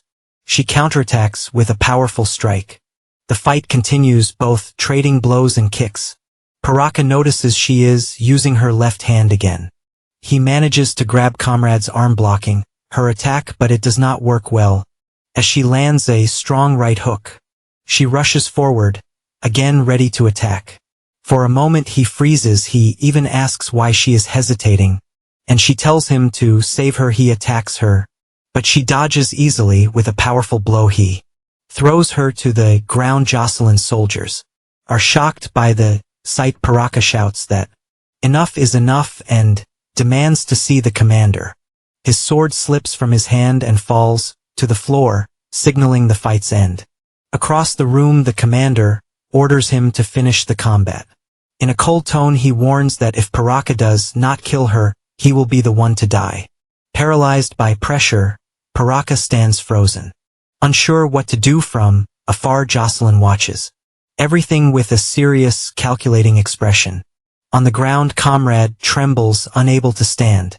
Carefully, Jocelyn asks Alexia if things will get worse if Barda dies. Then she comments that she heard the guest has valuable information and suggests a peaceful solution. Impatient, the commander orders Jocelyn not to interfere in their affairs. He warns her that she will not receive the same special treatment given to Raja. Around them, soldiers begin taking positions, preparing to open fire. Jocelyn then asks Alexia what Dong's rules of engagement are. Moments later, she releases her drones and declares that she already understands the situation. Intrigued, the commander asks what she thinks she is doing. Without hesitation, Jocelyn announces that she is opening the plasma. Quickly, the drones attack the soldiers' weapons. One of them looks around, completely confused by what just happened. With a firm voice, Jocelyn declares that negotiations have failed and that the combat sequence has begun. The internal system confirms that the heating process is complete. Advancing without fear, she activates her plasma discs in an authoritative tone. Jocelyn declares that resistance is futile and demands to be taken to the commander.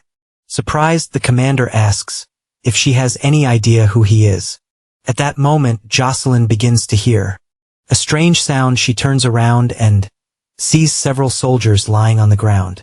The soldiers are being controlled, their skin glowing red with rage. Kamra says she has an idea where the commander is. She orders Jocelyn to follow her and warns that he is on the upper floor. Jocelyn reports to Alexia that the Bumians are attacking. She hesitates, asking whether to kill or spare them, and Alexia tells her to try.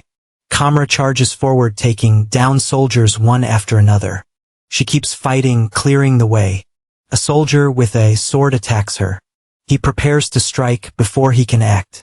Jocelyn hits him with her plasma disc. Stunned, the soldier freezes, unable to understand what just happened. Paraka shouts for Kulra to get back immediately. Across the area, Panora's soldiers begin firing. Jocelyn uses her discs as shields. With precise movements, she dodges the incoming shots. Panicked, Kulra asks whether to go left or right, and right. One of the soldiers advances, ready to shoot at point blank range without hesitation. Jocelyn activates her shield to block the attack. Then she charges forward, striking down the enemies one after another. In the chaos, she wonders what the giant Garita standing before her is. Jocelyn is shocked by the monster's size. Paraka yells to the commander, demanding they talk. He proposes freeing the Bumians and doing what is right together. The commander looks surprised, but remains silent. The giant Garita attacks Paraka. Jocelyn launches her plasma discs to assist. Her discs slice through the Garita's tentacles. The monster recoils in pain and collapses to the ground, defeated. Dong orders the soldiers to stand down. A gas is released, calming everyone. The soldiers look around, confused, unsure of what just happened. Dong announces that they have found a way to destroy the meteor. He says that if they fight together, they can protect their planet. One soldier asks if that is really possible. Dong reveals that his species possesses an antimatter bomb. He explains that to use the bomb they will need everyone's strength. A soldier steps forward, saying that if that is the case, he wants to join. Dong agrees and tells him to gather his comrades. Jocelyn is stunned when she sees the section chief.